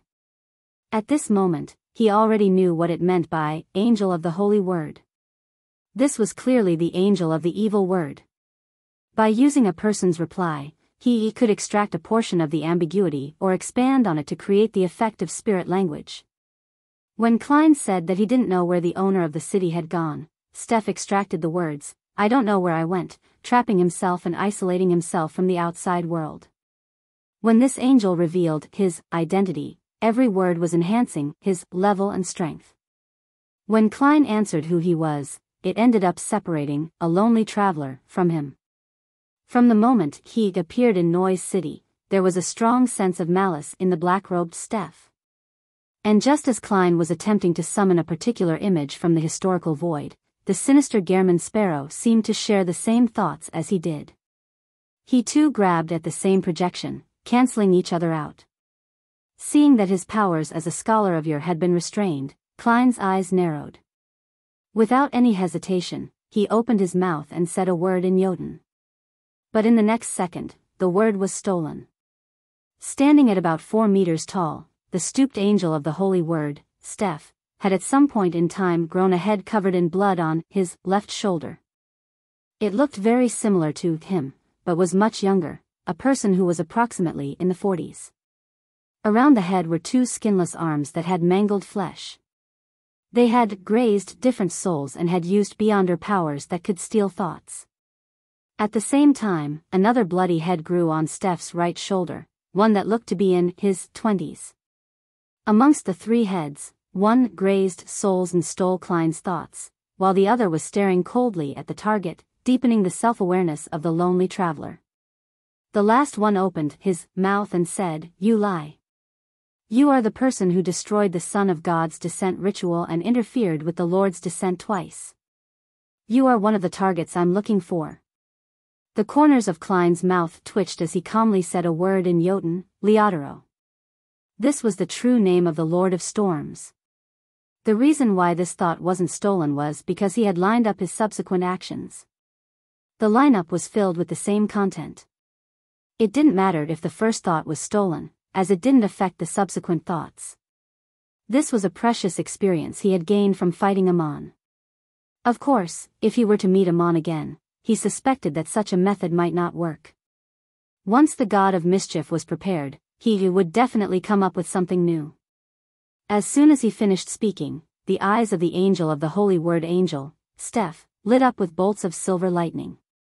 They covered the entirety of Noise City, and they tore through the darkness that enveloped the cathedral. They tore apart all the corruption, concealment, darkness, vileness, and evil. Inside, Klein and the sinister Gehrman sparrow were situated at the eye of the lightning storm. Without even a grunt, they dissipated. Then, the terrifying, silvery white, twisted electric bolts snaked the area and swallowed the demonic wolf statue as well as the angel of holy words, Steph. Amidst the dull rumbling sounds, the ancient city of Noise completely collapsed, becoming a true ruin. At the opposite side of the dried-up river bed, Klein's historical projection quickly faded away, returning to the real world. Right on the heels of that, Klein immediately used Flaming Jump to distance himself from the Noise ruins. During this process, he pulled out a few paper figurines and made them into angels to cover his tracks. The desolate plains returned to its state of dead silence once again. After an unknown period of time, the ruins where the cathedral stood shook. Steph slowly stood up amidst crumbling dust and rock.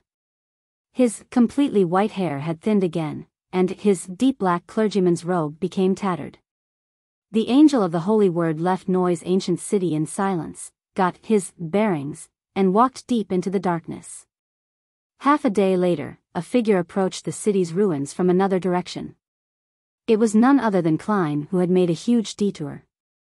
He hadn't had the chance to check the ancient city of noise previously, and his return this time was motivated by the hope of finding actual clues of that existence. At a relatively far distance away, Klein repeated his observations above the gray fog, summoned the historical projection, and hid in ancient times, using the projection to summon another historical projection. After finishing his preparations, he stepped into noise once again and returned to the cathedral in absolute silence. Along the way, the corpses that had been lying dead on the ground had either turned to ash or turned to charred remains, devoid of that creepy and harrowing feeling.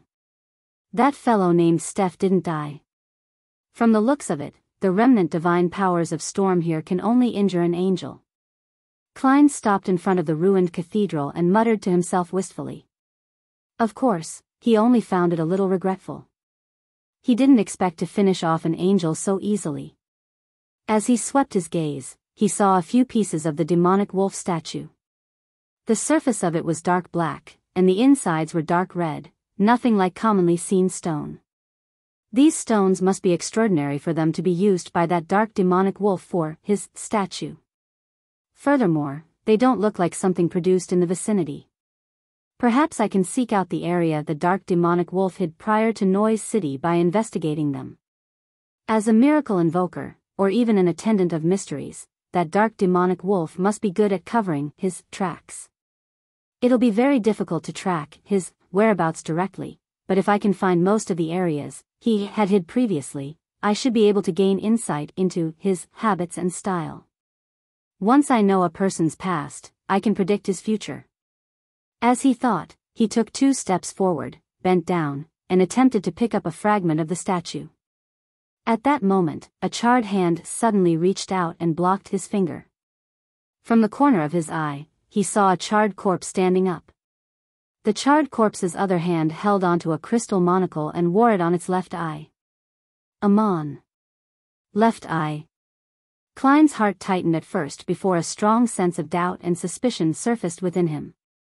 In the next second, the charred corpse smiled and said, "Sorry, I wore it on the wrong side." As it spoke, it took off the monocle and moved it to its right eye. Chapter 1183 Klein's advantage once again. Klein understood why Amon was the god of mischief. At that moment, he didn't even have the desire to lampoon. All he wanted was to immediately end the historical projection and escape from the Amons, in front of him. The charred corpse that had been parasitized wiped the soot from its face. Before Klein disappeared, it said with a smile, "There's no rush. You are just a projection from the historical void. I can't really parasitize you, and you should know very well that I'm not alone. It's difficult for you to launch an effective counterattack." With a simple lantern in hand, Klein thought silently. He picked up a piece of the black sculpture fragment that had red insides, and he cautiously asked, "What exactly do you want to say?" At that moment, Amon had already changed back into his appearance. The only problem was that his skin remained darker. He adjusted his crystal monocle and chuckled. "You know that I'm aware that you're searching for that dark demonic wolf in an attempt to obtain the miracle invoker's Beyonder characteristic from him. I happen to be very interested as well. Why don't we play another game and see who can get to it first?"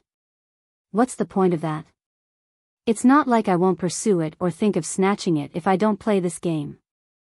After 2 seconds of silence, he shook his head. "I refuse." He had no intention of listening to what conditions Amon would offer. The more he heard from a top cheat, the more he would suffer. Amon shook his head without a hint of anger. "You'll regret this. I had originally planned to use a miracle invoker's Beyonder characteristic to exchange for Sapphira Castle with you, and also give you a period of time to transfer the secret gathering you organized. And now, I can only consider stealing your fate directly. I will carry the burden of the corrosion from the source. Yes, although it's dangerous, it's still thrilling enough. I'm already prepared to accept it and see who will eventually control the flow. With my father's experience, I believe I won't perform too poorly." "What? Corrosion from the source? The experience of the ancient sun god?" Klein originally didn't wish to continue discussing the topic of the miracle invoker Beyonder characteristic and Sapphira Castle, but when he heard that, his heart stirred. He recalled Amon's description and couldn't help but ask, the source refers to the oldest one, the first creator? He desperately wanted to know what sort of unbearable fate Sapphira Castle would bring him. Amon pinched the edge of his monocle and looked at him for a few seconds before suddenly smiling. It's better if I don't answer this question directly, as you won't believe every word I say. Tell me, I'll determine its authenticity. Klein suppressed the urge to blurt out and calmly replied, maybe it's just because you haven't made up the reason yet. Amon didn't mind at all as he smiled and said, you can think of it that way too. Heh, at times, the truth that you discover for yourself is definitely more agreeable than what others tell you. If you have the time, you can wander around the forsaken land of the gods. This should provide you with more clues. Of course, if you have the guts to enter Chernobyl, then you would know more. Klein didn't pursue the matter any further. After staring at the collapsed cathedral that was bathed in a faint yellow light, he casually said, did the dark demonic wolf hurriedly migrate because of the discovery of your existence? Amon nodded slightly and said, it wasn't just me. He also sensed the hanged man's gaze. He has been hiding in the forsaken land of the gods for thousands of years. He is very sensitive to such matters. A sequence 2 angel, perhaps even a sequence 1 angel, can only play hide and seek in the forsaken land of the gods and live such an abject life. Isn't the environment here a little too harsh? Klein sighed inwardly before saying, you must have left more than one avatar in the City of Silver. Why didn't you try to stop me from reviving there? Why didn't you send more powerful avatars over? Amon nudged the bottom of his monocle with his right index finger and laughed. If that happens, you'll choose to revive in the outside world. This will cause quite a bit of trouble for my follow-up tracking. And if we were to relax a little, due to the existence of the miracle invoker Beyonder characteristic in the forsaken land of the gods, you would most likely be resurrected here. In the following game, the only things that we need to consider are the Hanged Man and Ouroboros. Just as I thought. Klein said after some thought, even in the same region, as long as you exceed a certain distance, your true body and avatars have no way to instantly merge or switch locations? Back when you first entered the forsaken land of the gods, you were able to transform back into your true form because the anomalies with Sapphira Castle had similarly interfered with the area here, allowing your true body to sense something. You went to the entrance in advance to wait? After hearing what he said with a smile, Amon asked without answering, what's your guess? Why don't you guess if I've turned back into my original form? Klein raised his right fist and covered his mouth. After pondering for a few seconds, he revealed a smile. I guess your other avatars are setting up a corresponding ritual to allow your true body to descend directly. Before he could finish his sentence, his figure rapidly turned incorporeal and dissipated. The historical void projection was dispelled. In the wilderness outside the ancient city of Noise, the air around the hiding Klein suddenly stirred. In midair, there were a series of illusory monocles. They stared at Klein's figure, as if saying that they had finally found him. However, Klein's figure rapidly faded away. Back when Amon moved the monocle to his right eye, Klein had already returned from ancient history to the real world. With the help of Paper Angel, he had used Flaming Jump and other Beyonder powers to quickly leave. The reason why his historical projection was able to speak to Amon rather normally was because he was essentially a marionette. It was Kona's Kilgore in the form of Gehrman Sparrow. He had a worm of spirit that came from history inside him and was controlled by Klein's projection outside the city. Meanwhile, in the process of escaping far away, Klein frequently entered the historical void, allowing the projection outside the city to intermittently regain consciousness and maintain control of his marionette. This caused the person who had spoken to Amon to fall into deep thought from time to time. He would either stare with a focused look for a few seconds or seemingly need time to recall what Amon had said. Against the god of deceit, Klein didn't dare to be careless. After leaving Noise City, he circled around 2 more times and used his true vision to inspect his surroundings above the gray fog. Only then did he slow down. The corrosion that comes from the source. I wonder if Amon is bluffing me. Indeed, I'll have to enter Chernobyl one day to take a look, but I have to become a miracle invoker, doing so after I have self-preservation abilities to a certain degree, otherwise, I'll just be knocking on death's door. With the lantern that Danitz had sacrificed, Klein casually proceeded in the dark environment of the weeds. Thanks to this experience, he finally had a deeper understanding of the danger in the forsaken land of the gods.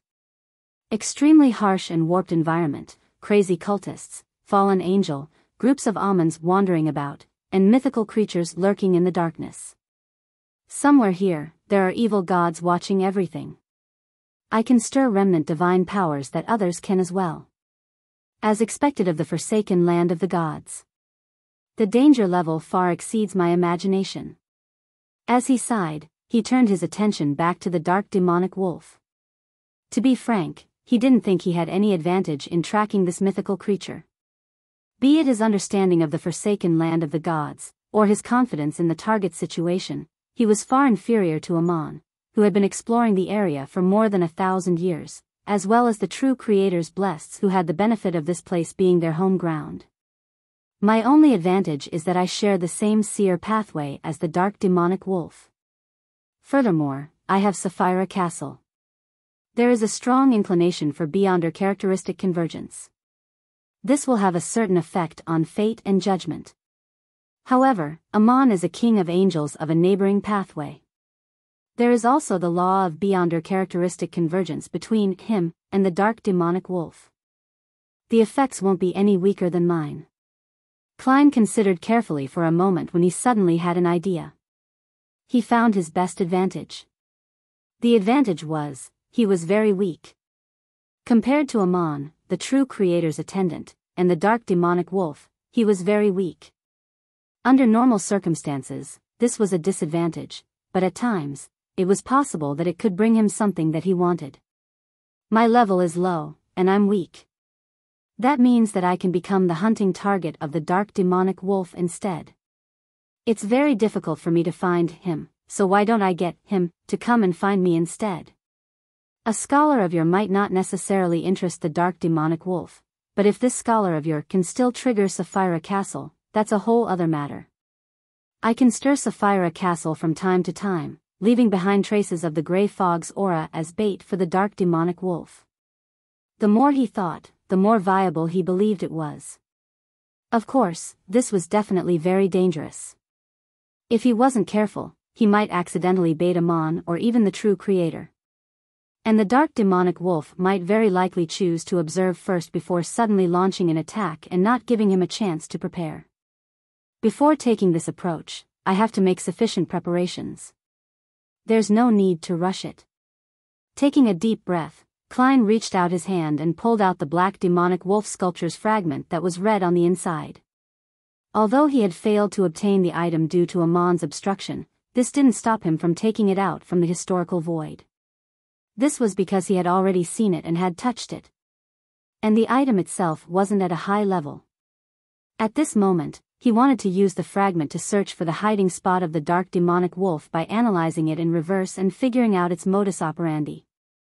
In the wilderness ruled by darkness, Klein lifted the lantern that emitted a faint yellow light. He got his bearings and changed directions before slowly entering Backlund, Hillston Borough. Furs, who had gone out traveling once, finally received a reply from her teacher, Dorian Gray Abraham. Chapter 1184, Record, there are no worms of star at the moment. He wants me to take note of what else the person who's seeking to purchase a worm of star needs. Furs read the letter from her teacher and silently heaved a sigh of relief. However, when she thought about how she was about to begin hunting the Saint of Secrets, she felt a pang of nervousness. After all, he was a demigod, a saint who had reached sequence 4 about 1 or 2 years ago. It was unknown if he was already at sequence 3 now. Although the mastermind behind the operation is Mam Hermit, as the bait, I still need to worry about my own safety. Besides, the Aurora Order still has Rose Redemption backing them, as well as angels and a king of angels. Furs didn't regret agreeing to Gehrman Sparrow's request. This was something she had wanted to do in the first place. However, due to the high risk involved, it was inevitable for her to feel flustered and uneasy. This made her think of another possibility. If Mr. World could participate in the operation and lead it, I'll definitely feel less nervous and worried. It wasn't that Furs didn't believe in Ma'am Hermit's strength and experience, but that the results from the World Gehrman Sparrow were laid bare for all to see. His hunts didn't include 1 or 2 demigods, so having him run the operation would make one feel at ease. Xiao, who was sitting beside the fireplace, glanced at her friend and asked, "Is the hunt about to begin?" "Yes." Furs nodded solemnly before saying, "It won't be too soon. Everyone needs some time to prepare." Hunting a demigod wasn't akin to fox hunting in the suburbs during autumn. Setting off wasn't as simple as bringing the equipment and gathering friends. This required a precise and meticulous plan. Furs believed that Ma'am Hermit had to come to Backlund personally, or live in another kill box that she had decided on for some time. Only by figuring out the exact situation could she come up with an effective plan. As for Miss Justice, she was still speeding up the digestion of her Dreamwalker potion. This might take another 1 to 2 months or even longer. For Furs, she could afford to wait. She also wanted to finish digesting her scribe potion, set up the ritual, and become a traveler before the actual operation began. The only thing she wasn't sure of was whether the world would rush them. "I will try my best to convince him." "No, let Miss Justice convince him. That's what a spectator is best at." Just as Furs mumbled, she saw Xiao turn around and hesitantly say, "The liaison officer from MI9 suggested that I should officially join them today. And they said that, with the new king in place, there are many matters from the past that I don't need to worry about. People like me and him have the chance to have importance placed on them again." Furs listened attentively and said after some deliberation, "That isn't some sort of investigation that's targeted at us, right? This will likely make them discover that there's a faction behind you." Xiao nodded and said, "They believe that I was abandoned after that incident. Also, they suspect that that faction belongs to a church, the Church of Evernight." Xiao believed in the Evernight goddess, so mentioning the church was undoubtedly referring to the Church of Evernight. However, considering that her good friend was a believer in the god of steam and machinery, she made an emphasis to prevent any ambiguity. "Heh, that's what Mr. World told us to disguise ourselves as." Furs stroked her hair with a relaxed expression and said with a smile. She then made herself look serious and mature. "Xiao, this is an opportunity for you. Acting as a judge clearly requires the support of the officials. Your current strength and level aren't enough to be a judge in the underground world in Backlund. You also lack sufficient support. If you can really enter a court of law, rotate between the different courts, and serve in a criminal court for a few months, your potion should be completely digested."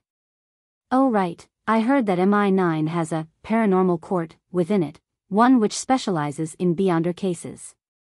If you become a judge there, you might be able to attempt to be a disciplinary paladin by February or March next year." Seeing Xiao clearly being moved by her speech, Furs hurriedly added, "Once you make enough contributions, you might be able to restore your father's reputation to a certain extent. Anyway, George III is already dead. As long as it doesn't affect his reputation, Jevington too might not stop it." Jevington was the eldest son of George III. He had worn the crown as Balam's emperor and was now the new king of Lone. Xiao fell silent for a while before she slowly nodded. "I'll give it a try. Yes, after things settle down, you can bring your mother and brother to Backlund. Although the situation is tense now and food prices are rapidly rising, you definitely get food rations from MI9. You can provide for them." The more Furs spoke, the more she felt that joining MI9 was a good thing. After persuading Xiao, Furs entered her bedroom and prayed to Mr. Fool, asking him to forward her message to Mr. World.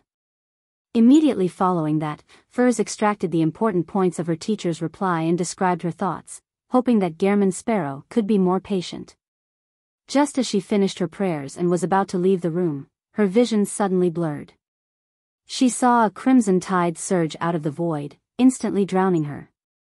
Furs immediately discovered that she had arrived in the ancient palace and was sitting on her usual high-back chair. However, There was no towering figure that was shrouded in gray fog at the long, bronze table's seat of honor. At that moment, there was only her and the world Gehrman sparrow around the long mottled table. Firz's mind suddenly tensed up as her thoughts raced suddenly. Mr. World, I meant, just now, that it's best if you have some patience. This will make things simpler. It's actually fine if you don't. We will begin hunting as soon as possible. Klein let out a soft chuckle. Don't worry, I'm not in a hurry. When his ultimate goal had become an angel-level potion formula and grade 0 sealed artifacts, he had enough patience regarding this matter. Phew. Furz secretly heaved a sigh of relief and asked curiously, then why did you look for me? Klein replied calmly, didn't you wish to digest the scribe potion as quickly as possible? Apart from the customs of different places, I think you still need to record all kinds of beyonder powers. The higher the corresponding level, the better the digestion's effect. Firz's eyes lit up when she heard that. Yes. Yes. After blurting it out, she found her attitude highly questionable. She hurriedly and fearfully added, is this the advance payment you mentioned before? Klein nodded slightly and said, let's begin. Be prepared. I've borrowed a grade 1 sealed artifact from Mr. Fool. It corresponds to the level of a saint. To a sequence 6 scribe, the chances of successfully recording an angel-level beyonder power was extremely low, nearly impossible. Therefore, Klein didn't attempt to summon Miss Messenger and Mr. Azek from the historical void to showcase their skills. Furz sat up straight and nodded heavily. Yes. In the next second, she saw the world Gehrman sparrow raise a white bone scepter covered in blue gems. Amidst the bright light, bolts of lightning leaped out of the void and interwove together, forming a forest of lightning that emitted an aura of destruction. Firz's eyes turned silvery white as her body and mind were left in awe. After the lightning storm calmed down, she was stunned for 2 seconds before timidly saying, it failed, again, Klein calmly replied. Lightning storm descended again and again in the ancient palace above the gray fog. After an unknown period of time, Furz exhaled and leaned back in her chair. She couldn't hide her joy as she said, it's a success. It's a success, she had finally recorded lightning storm once. It's finally over.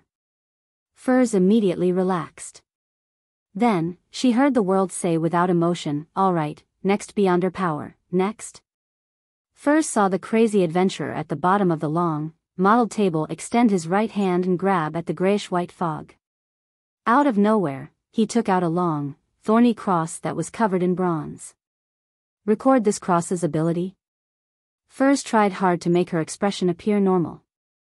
After she digested the scribe potion to a certain extent, the godhood powers that she could record had increased from 1 to 2. No. Klein glanced at Miss Magician and said, record my summoning of the unshadowed crucifix. It failed, Furz said softly.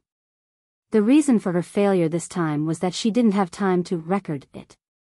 Dispelling the maintenance of unshadowed crucifix, Klein once again reached into the fog of history and pulled out an iron-black revolver.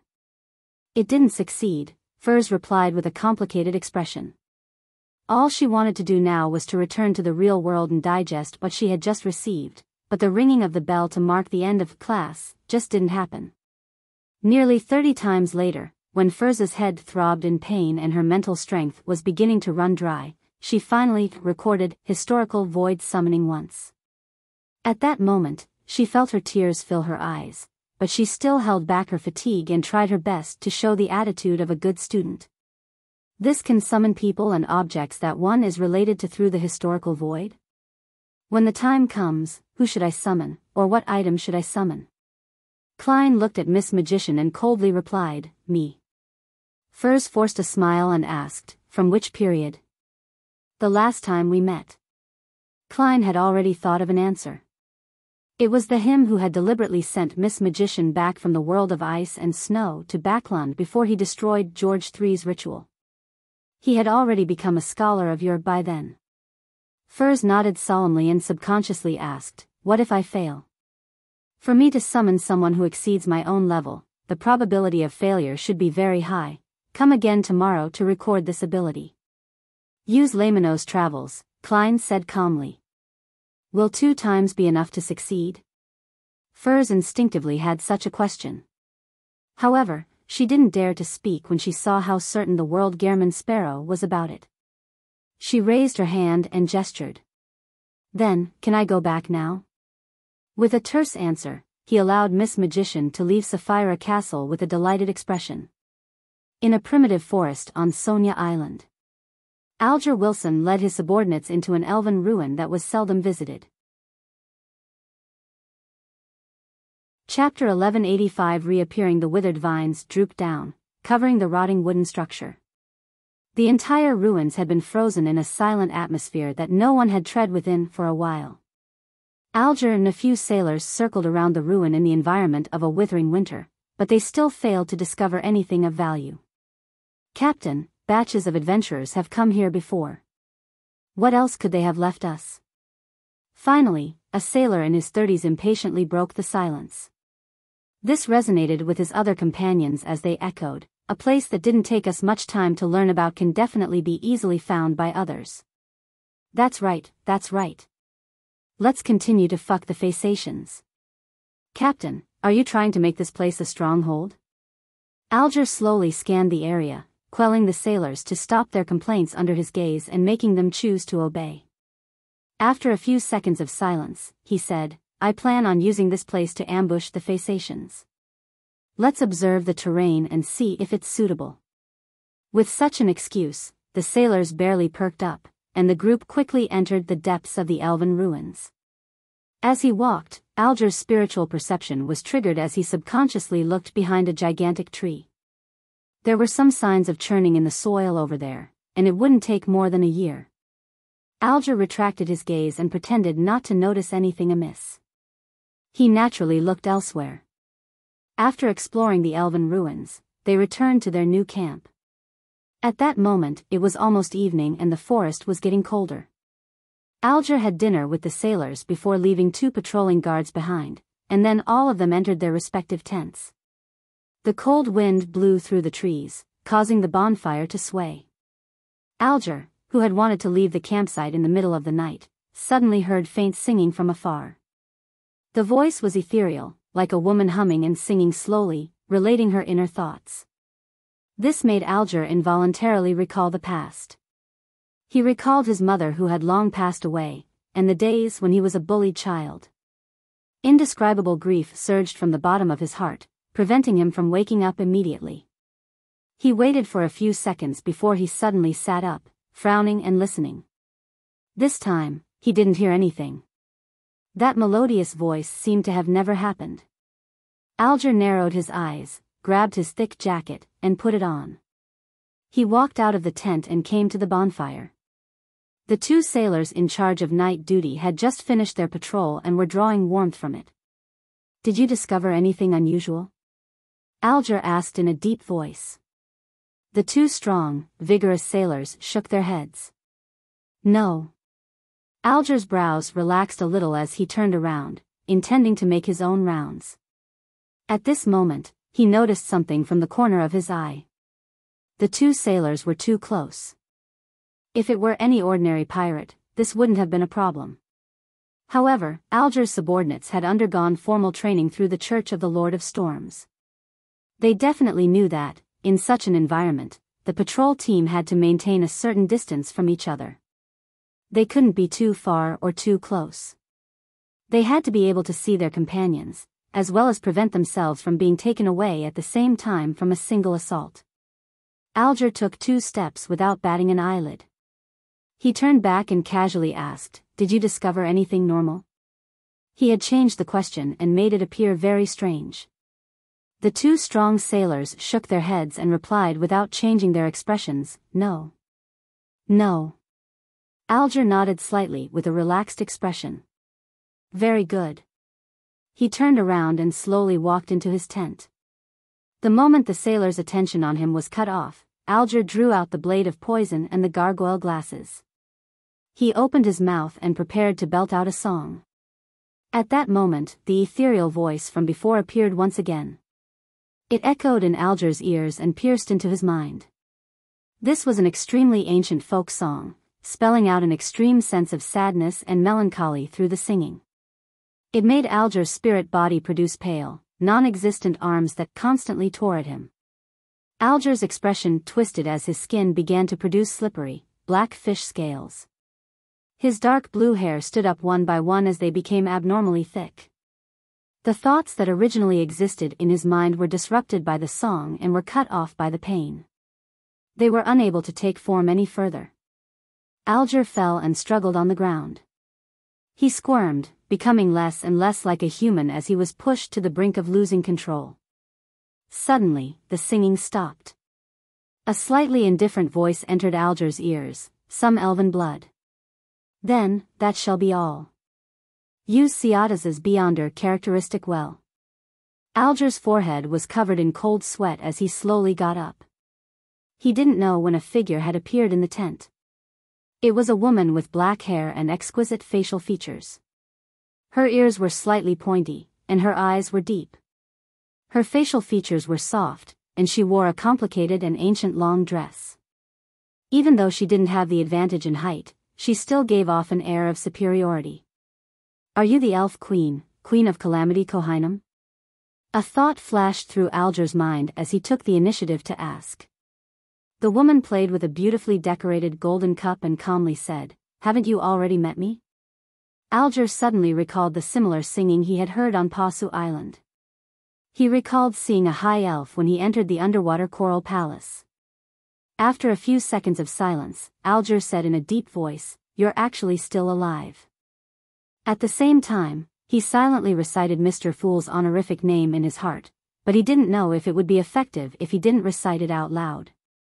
The black-haired woman's expression remained unchanged as she replied, "It's very difficult for an angel to perish without encountering an enemy." Then why did you split the characteristics and place yourself to be in a strange state? This makes you need to wait for an opportunity to be resurrected. Alger had learned of the corresponding situation at the Tarot Club, and now, he was asking out of curiosity, partly to stall for time. The elven lady suspected to be Queen of Calamity Kohinum snorted. Because the divine throne for Storm is occupied by Leodoro, and I have no way of resisting the tyrant. Also, the elves are dwindling in numbers. My anchors are becoming increasingly unstable. Other people might not know who Leodoro was, but Alger knew very well. He didn't dare continue this topic in the real world. Just as he was about to ask the Queen of Calamity Kohinum's goal for coming, the elf queen said, "Do you want to become a demigod?" She wants to use my body to revive. She wants to use my wish to advance to sequence 4 and obtain godhood as bait to intrude my body. While Alger was tempted, questions arose in his mind. Considering how Mr. Fool could cleanse all kinds of corruption, Alger acutely felt that this was an opportunity. This made him recall a term Emperor Roselle had once mentioned, a Trojan horse. And now, he had a high chance of bringing in the Trojan horse and throwing out the invaders within. "What do you want me to do?" Alger didn't appear too anxious as he raised a question based on his personality. Queen of Calamity Kohinum observed him for a few seconds before saying, "When you have the right to make contact with the Book of Calamity, take out something that no one else will notice, and take it to the Western Continent." The Western Continent. The legendary homeland of the elves? Alger frowned slightly and said, "Hasn't the Western Continent already disappeared?" The corners of Kohinum's lips curled up slightly. Since it disappeared, it will reappear again. It will definitely appear again when the apocalypse happens. Without waiting for Alger to ask further, the elf queen paused and said, "You don't have to personally send that item to the Western Continent, but you have to entrust someone trustworthy. Although I'm not skilled at curses, I can still make you die in pain from breaking our agreement." But what if the Western Continent doesn't appear again, or if it can't be entered? Alger thought seriously for a moment. Kohinum, with her gentle gaze and lustrous raven-black hair, seemed to be lost in beautiful memories. After a few seconds, she calmly said, "If it really doesn't appear again, then the agreement shall be null and void. Perhaps entering the Western Continent requires an incantation or command, but I do not know what it is." However, you can ask a particular existence. Who? Alger asked, puzzled. Kohinum glanced at him and coldly said, the Mr. Fool you were chanting in your heart just now. I have a feeling that he is the key to this matter. Alger's heart tightened as he hurriedly lowered his head in response. I understand. Seeing this, Queen of Calamity Kohinum nodded slightly and said, if you wish to become a demigod and abide by this agreement, you can head to the elven ruins when the sun rises. After the voice fell, the elf queen's figure quickly dissipated, like a mirage that was often seen at sea and in the desert. Alger suddenly opened his eyes and realized that he was lying in a tent, having just woken up. His memories were in a mess, but he quickly regulated them. He and his sailors had just found the location of an elven ruin and had yet to explore it. The previous exploration, singing, sailor anomalies, and appearance and conversation with Calamity were all just a dream. It's no wonder I was so careless. Even though I knew that I might encounter the Queen of Calamity, I didn't pray to Mr. Fool first. The Queen of Calamity relied on her status as an angel to create this realistic dream? Or perhaps, she has a corresponding sealed artifact. Even if she exists in a special state, she still has the means to use her powers? Alger listened to the commotion outside the tent, and he realized that everything was normal. He then sat down and prayed sincerely to Mr. Fool. In just 20 to 30 seconds, Alger arrived above the gray fog and saw Mr. Fool sitting at the end of the long, model table. You met Kohinum? After the hanged man greeted him, the Fool Klein spoke casually. Alger answered seriously, yes, but I can't be sure that it's the Elf Queen. Chapter 1186 Opportunity and Danger are two sides of the same coin. The Fool acknowledged softly and didn't deny the hanged man's guess, nor was he certain that it was Queen of Calamity Kohinum. After all, it was impossible for him to take out a gold coin in front of him and perform a divination on the spot. Alger waited for a few seconds. Seeing no clear response from Mr. Fool, he quickly went into greater detail about what he had said in the prayer. From the woman suspected to be Queen of Calamity Kohinum saying that he had some elven blood in him, to how she gave him a promise of becoming a demigod, as well as the key to the Western continent and the completion of the agreement. After recounting everything, Alger shut his mouth and lowered his head, not daring to directly ask Mr. Fool what he thought. He obediently waited for the great existence to speak. Some elven blood. Send something from the Book of Calamity to the Western continent. The missing Western continent might reappear again. The Western continent. The Fool Klein listened quietly. He closed his eyes and calmly said, this is very dangerous, but this is also an opportunity for you. He had already gained initial control of Sapphira Castle, and the power he could mobilize had reached the level of a Sequence 2 angel. As for Queen of Calamity Kohinum, she couldn't be higher than this level, therefore, he was quite confident that he could resist the various accidents brought about by the Elf Queen. It was precisely because of this that he dared to claim it to be an opportunity for the hanged man. Of course, the prerequisite for grasping the opportunity was that the hanged man wasn't rash or went overboard. He had to constantly remember to ask for protection at all times. Therefore, Klein specially emphasized that it was very dangerous. He wanted the hanged man to remember to pray to Mr. Fool before he took action. This short sentence had two meanings to it, but he believed that Mr. Hanged Man would definitely understand it. Alger was delighted as he replied rather sincerely, as though he had learned from the sun, my faith lies only with Mr. Fool. These words made Klein feel uneasy as he remembered the pain of being drowned by endless lightning.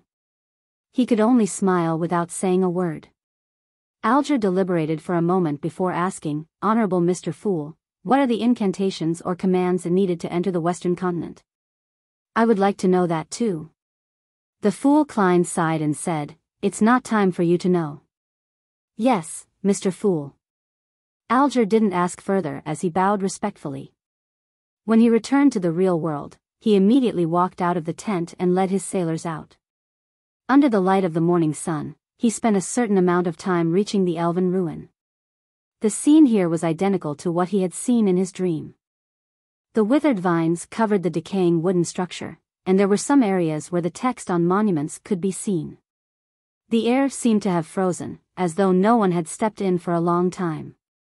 Looking around, Alger suddenly thought of a question. How was he to face the church after he really relied on the Queen of Calamity to become a demigod? Directly rebel, becoming the 5th king over the 5 seas, no, the 6th king? But this way, I won't have a chance to come into contact with the Book of Calamity. Unless I design a situation that forces the church to use this sealed artifact that might have been labeled as Grade 0 without my knowledge. That will not only be very difficult, but I have to become a Sea King, or even a Calamity to succeed. Yes, I can request the world's help. If I wish to continue staying in the church, I have to give them a reason that they cannot ignore but is sufficiently believable. Alger frowned slightly without hiding his solemnity. In the eyes of the sailors who followed him, this was a sign that he was worried about the ruin. As his thoughts churned, Alger gradually came up with ideas. There are many books in the church that have records of people turning into demigods due to a fortuitous encounter. 2/3 of them were invaded by evil gods and devils and eventually lost their lives in the purification process. However, 1/3 of them passed the test and became a high-ranking deacon or a cardinal. Now that the war has broken out, the situation in Lone is tense. As long as there aren't any problems during the investigation, the church wouldn't mind having an additional sequence for demigod as cannon fodder. Then, I can slowly gain their trust later. The prerequisite for all of this is that the Queen of Calamity hasn't truly attempted to corrupt me or left a mark on me. Considering the various sealed artifacts in the church's possession, I have to pray for Mr. Fool's blessings ahead of time. According to Miss Justice, Angel's Embrace can effectively hide one's true thoughts and tests in one's dream. With the members of the Tarot Club beginning to become demigods or about to become demigods, Alger really didn't wish to be lining the bottom of the barrel. Just like in the past, he had done so many things in the church, all for the sake of being superior to others. Now, he was naturally willing to take a certain risk. With this decision, Alger immediately led his sailors into the ruins and began exploring the path in his dreams. This time, he didn't split his subordinates into small teams. On the one hand, he was worried that an accident might occur, and on the other hand, he hoped that they could all be his witness. After 15 minutes, Alger and his crew arrived beside the giant tree that had signs of its soil being churned. Before he could survey his surroundings, his vision blurred, and he saw a gorgeous palace made up of coral. Above the palace was a layer of deep blue seawater that rippled outwards. Giant pillars stood tall and held up an exaggerated dome. It was tall and beautiful, but also dark and gloomy. Alger looked around and realized that all the sailors beside him had disappeared. He immediately knew that he might have been pulled into an illusion. He took a silent breath and slowly walked into the coral palace. There were many elves inside. They were either roasting fish or placing spices in the coagulated animal blood. Their choice of utensil was 2 tree branches to bring the food to their mouths. None of them minded the entrance of a stranger. Alger then cast his gaze to the 9 stairs 100 meters away. On the steps, there was a coral throne inlaid with sapphires, emerald, and lustrous pearls. The elf queen, Queen of Calamity, was sitting there, looking down at Alger. Very good. Kohinam nodded and threw out the exquisite gold wine glass.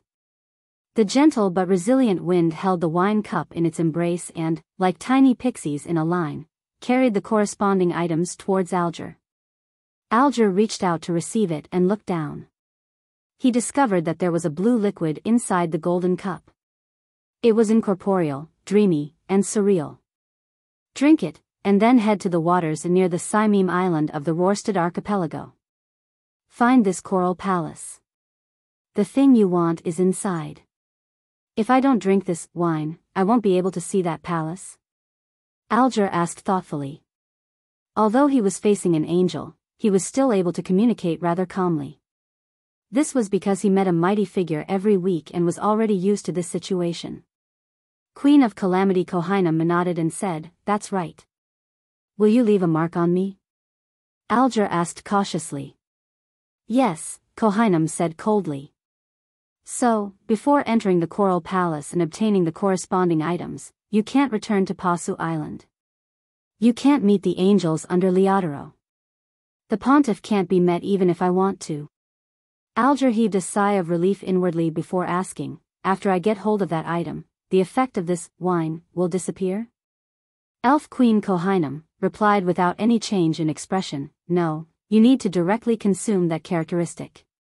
When the time comes, this wine will transform into a seal, allowing that characteristic to temporarily not invade your body. How you prepare the ritual and explain this to the Church of Storms will be up to you. Let the characteristic belong to me first before holding the ritual. This way, there might be a better way for the Church to accept it.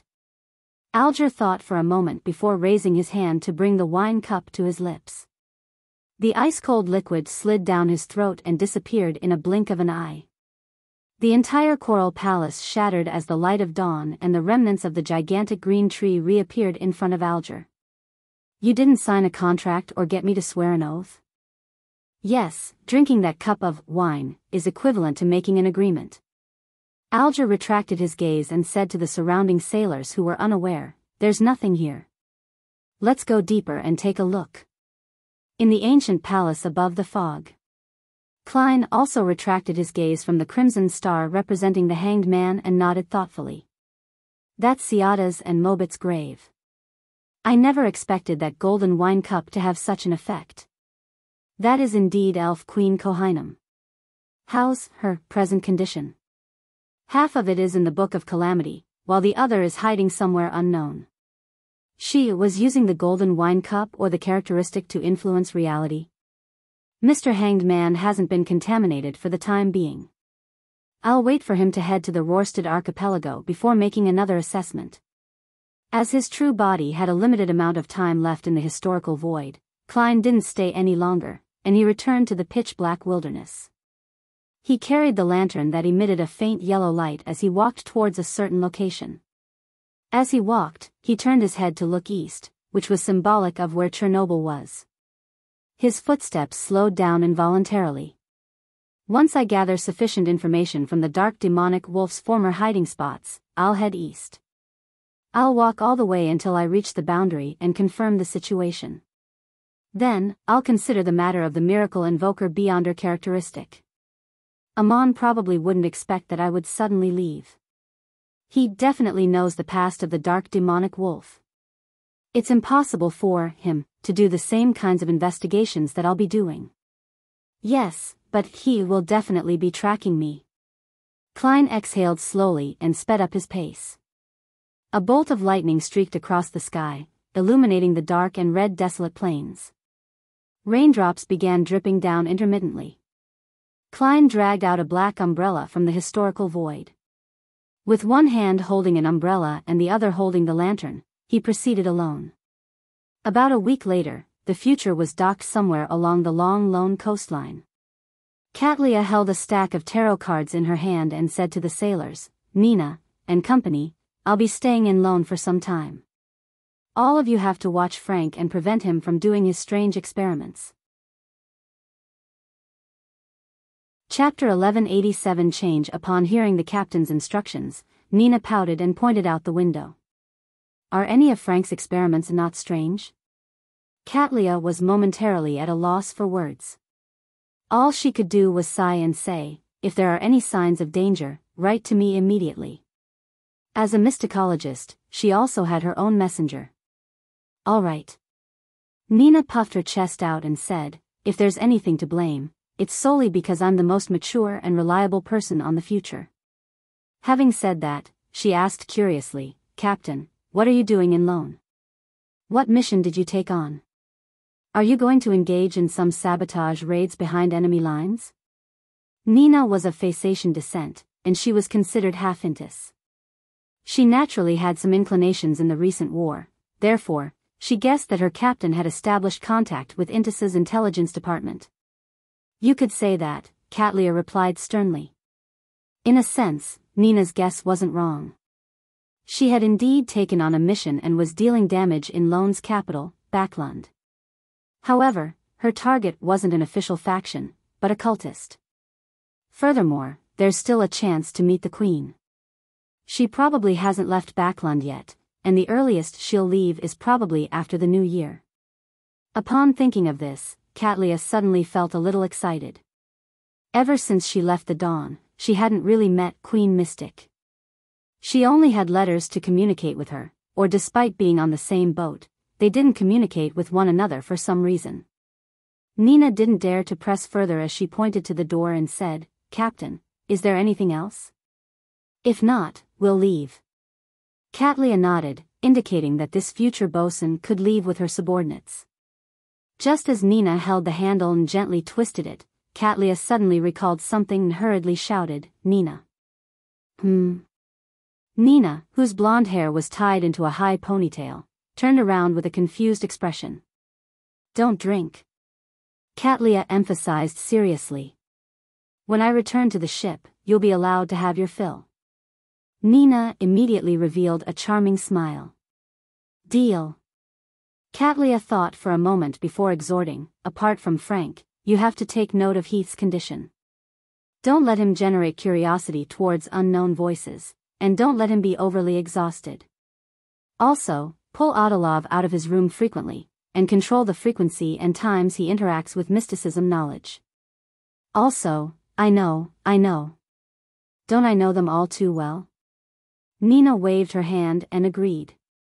After the bosun and her subordinates left the captain's cabin and closed the door behind them, Katlia cast her gaze out the window to look at the currently invisible Backland. After a few minutes, she took out a tarot card from the deck in her hand. It depicted a lonely old man with a glass lantern and a staff, the hermit card. Late at night, Backland, Empress Borough, Earl Hall's house. Audrey, who was wearing a white silk nightgown, suddenly opened her eyes. She took a blue cloak and draped it over her body. She then got out of bed and walked to the full-body mirror in the room. Through the crimson moonlight shining through the curtains, she carefully observed herself. Her pair of emerald green eyes seemed to glow brightly and limpid. It was so clear that one could clearly see every detail. Audrey closed her eyes. By the time she opened them again, all the abnormalities had vanished. The corners of her mouth curled up bit by bit, and a small depression appeared on her face. Her eyes curved slightly as she silently praised herself. "Audrey, you've finally come this far." She had completely digested the Dreamwalker potion. According to her confidence in herself, and her predictions, she had originally believed that it would take until February for her to digest the potion.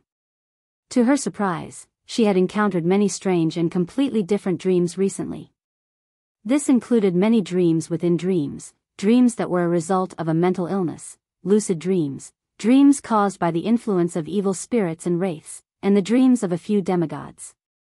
Under normal circumstances, as a dreamwalker, Audrey could generally determine the creature's level when entering a dream, thus avoiding danger. However, those demigods had hidden themselves very well. Only when she entered their dreams did she realize that something was amiss and nearly jumped in fright. Fortunately, she wasn't discovered all those times. She ended up accumulating experience, and she began carefully touring, traveling, observing, and analyzing in the demigod's dreams, allowing her to greatly digest her potion. In addition, the other special dreams gave her a completely different experience. After that, she attempted creating multiple dreams within dreams. Some attempted to hide behind the scenes in her dreams and guide them in an ingenious manner to develop and interfere with the subconscious in a reverse manner. She treated the mental illness of the owners of the dreams, or the corruption caused by an evil spirit or wraith. To a certain extent, she had gone against the requirements of only observing, recording, and not making any interference. Yet, this strangely accelerated the digestion of the potion. This made her conclude a new principle: if you really want to interfere, then be the mastermind and conductor behind the scenes. It's so that even if the goal succeeds, no one will notice it. This was something that Audrey had done very well. The few people with serious mental illnesses had unknowingly recovered after having 5 or 6 strange dreams. And it was very normal for a dream to appear strange and incomprehensible. To be able to digest the Dreamwalker potion so quickly, it's mainly a result of my good luck recently. Without so many unique experiences, I'd definitely have to wait another month or two. Yes, I might even be caught by a demigod and be thrown into a beyonder prison or directly be killed. When did my luck become so good? It seems like it started after I sacrificed the ice cream to that Fate Domain's angel, his blessed. Audrey looked at her reflection and blinked her eyes with a smile. She quickly retracted her gaze, scanned her bedroom, and walked to the dressing table. Sitting on it was a deck of cards. In a room of a girl who enjoyed mysticism, it was normal for her to have a deck of tarot cards. Audrey stretched out her right hand and touched the card at the top with her fingertip. She slowly took a deep breath and muttered to herself, "The fighting at the Amantha mountain range is getting more intense." Mid-Seashire had already lost a port. It said that the defenses of the Hornacis mountain range in Civilaus County can't last until spring. If not for the fact that we have gained a significant advantage at sea, our connection with the southern continent's East Balam would have surely been severed. Alfred is still there. I wonder how this war will develop. Thankfully, I'm about to become a demigod. Mr. World has already given me the manipulator's potion formula and main ingredient. The 7 drops of tears that were shed from intense human emotions have also been found during my dream experience recently. The tree mentor's golden leaves were obtained via a trade with Little Sunday. I'm just short of the blood of an elderly mind dragon. Phew, I'll try to trade for it with the psychology alchemists. Before Vin Rambus died, I was already the person in charge of a small psychological discussion group. But will this reveal that Vin Rambis's death has something to do with me? Or could I get Mr. World to summon the blood of an elderly mind dragon from history? This can last for at least 15 minutes. When I succeed in advancing, I'll converge my spirituality and complete my queuing. Its disappearance will not affect anything. After all, it's just a supplementary material. Audrey, you actually learned how to fake things. What's more, it's on such matters. After a self-deprecating comment, Audrey began to think about the kind of situation to use to complete the advancement ritual of a manipulator. The ritual required one to drink the potion while in the midst of an emotional resonance generated during a special occasion with at least 10,000 people. As her thoughts raced, Audrey came up with a preliminary idea: the goddess's winter gifts day? But no matter how large a mass is, it can't accommodate 10,000 people. The cathedral can't accommodate so many people. Yes, it's usually impossible. If there's a chance, I can donate a sum of money. I can suggest we do an extremely large mass in Memorial Square so as to placate the souls that passed away during the war. In the most important square, the family members, relatives, and friends of the deceased are invited. As long as they accommodate a certain proportion of the participants, the emotions that resonate will affect the others who are participating in mass, allowing the ritual's requirements to be satisfied. After calmly analyzing the situation, Audrey suddenly bowed her head and looked at the mirror on the dressing table. She saw that the faint smile on her beautiful face had long disappeared, leaving behind only calmness and sadness in her eyes.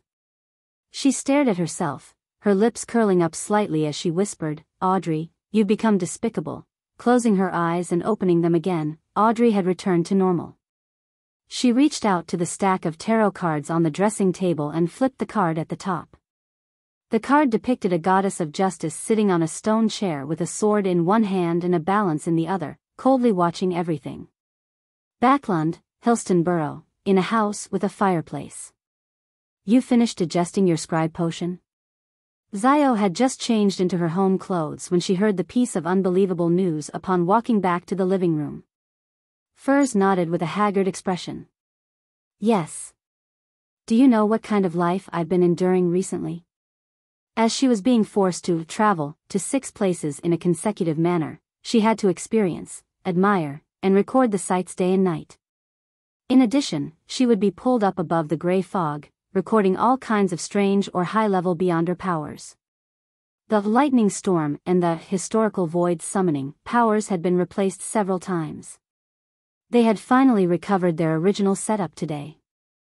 I don't know, Biyao answered honestly. I know you don't know. Furs took a deep breath and said, what about you? How have you been recently? Not too bad. It was arranged for me to preside over a paranormal court, and I had some thoughts about the acting principles. The speed at which the potion is being digested has increased, Xiao acknowledged. I find it hard to imagine you wearing a judge's robe and sitting at the tribunal seat to judge. Furs sighed from the bottom of her heart. Are you trying to say that the prisoners and lawyers won't be able to see me? Xiao added, not minding it at all. Furs laughed dryly and said, I'll need to have some rest to prepare my advancement ritual to become a traveler. Don't you need to go deep into the spirit world? Do you have a way? Xiao asked in puzzlement. Furs nodded and said, that person asked me to summon his messenger. Chapter 1188 Thick-skinned summon his messenger. As judgment of the Tarot Club, as a member of MI9, Xiao understood what a messenger meant. Furthermore, she knew that the middle ranks of the numinous episcopate widely used messengers.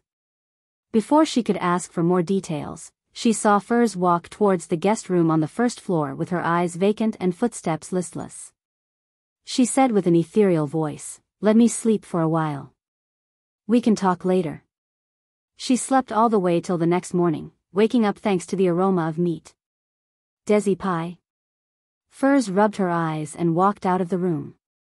She saw that the table was already filled with food. Yes. Xiao came out of the bathroom. The one from the corner of the street. It's not bad. Furs enthusiastically acknowledged and sat beside the dining table. She quickly picked up the desi pie and stuffed it into her mouth. After finishing one, she drank a mouthful of sweet iced tea and sighed in satisfaction. This is life. Oh no, I forgot to brush my teeth. After she was done washing up, she finally regained her ability to think. She looked at Xiao in puzzlement and said, did MI9 not have any suspicions about how you secretly became a judge? They thought it was the remuneration that motivated me back then. Xiao informed her of what she had learned. Furs stroked her hair and said with a smile, that's true. Let them ask the Church of Evernight. She covered her mouth and yawned. I'm going to summon that messenger. After this period of recording, the way she addressed Klein had changed from Gairman Sparrow and Mr. World to that person. On the one hand, it was a form of respect, and on the other hand, she was afraid that someone would eavesdrop. Upon hearing her friend's words, Xiao looked around and asked in confusion, aren't you going to set up the ritual? She remembered that summoning a messenger required a ritual. That's only one of the methods. That person got me to use another method. Furs glanced at her clothes and realized that her clothes were all wrinkled since she hadn't had the time to change her clothes last night. Upon realizing that she would be meeting the messenger later, she decided to pay attention to her image. She hurriedly returned to the bedroom on the second floor and changed into a beige dress with frilly designs. After preparing herself, she raised her right hand in front of Xiao, and she grabbed at it as if she wanted to pull something out of the air. In her eyes, an illusory book took form. It quickly flipped and stopped at one of the pages. In the next second, her arms sank and a figure emerged from the void. This was Gairman Sparrow, who was wearing a half-top hat and a black coat. He had a cold expression and an unyielding air, but his eyes appeared somewhat dull. I succeeded. This is just my second attempt. I've only tried it once yesterday and failed. Furs's eyes widened as though they wanted to take in more light so as to see more clearly. She knew that this was the historical void projection she had summoned, so she wasn't too nervous. Instead, she held her breath and looked warily at Gairman Sparrow's projection. She couldn't tell if he was real or fake. She still remembered the combat achievements of this crazy adventurer. Furs has actually summoned Gairman Sparrow. Shouldn't it be his messenger? Would Gairman Sparrow still be able to summon something? Questions popped up in Xiao's mind. Just as Furs was unsure of what to do next, Gairman Sparrow's eyes darted around slightly as his gaze instantly turned focused. He no longer had a rigid and vacant look, as though he was alive. Following that, he took out an exquisite, silvery harmonica and blew it. No sound came out of it, but the surroundings instantly turned cold as a biting wind stirred. Then, a woman dressed in a dark and complicated long dress with 4 blonde hair and red eyes in her hands walked out of the void. Her 8 eyes looked at Gehrman Sparrow. Gehrman Sparrow nodded slightly and pointed at Furs. This lady needs to set up 4 special coordinates deep in the spirit world. Please help her. All right, one of the heads of Rionette Tinker said as it moved up and down. Gehrman Sparrow didn't speak further. As he approached the window, he made the glove on his left hand become transparent. His figure quickly disappeared as he teleported out of the house. He left. He left just like that. The historical void projection I summoned left just like that. Furs stared with her mouth slightly open, as though she was experiencing a comical play. According to her understanding, the thing she summoned should be under her control. How could it leave after giving some instructions? Could it be that the historical void projection has the same personality as the actual person? No, it's as if Gehrman Sparrow himself had descended. Furs glanced at Zio and realized that she was just as confused as she was. At that moment, Furs suddenly shivered, as though an extremely terrifying creature was glaring at her. She subconsciously turned her head and realized that Gehrman Sparrow's messenger was looking at her with 8 red eyes, carefully observing her. As terrifying as Gehrman Sparrow. Furs forced a smile and said, "Sorry to trouble you." At this moment, Rionette Tinker's 4 blonde, red-eyed heads spoke one after another. "Need to pay 800 gold coins. There's still a fee?" Furs turned agape once again, at a loss for a response. After a few seconds, her thoughts suddenly became active as she began to calculate her savings. After loaning £2,400 to Zio, I still have £780 left. My expenses recently have been quite high, but the royalties from my past novels are still being credited. Adding my other income and the £300 Zio returned me, I have a total of £1,258. That's enough. Furs immediately agreed, but she immediately discovered a problem. Gold coins, all of them? Rionette Tinker's 4 heads shook slightly.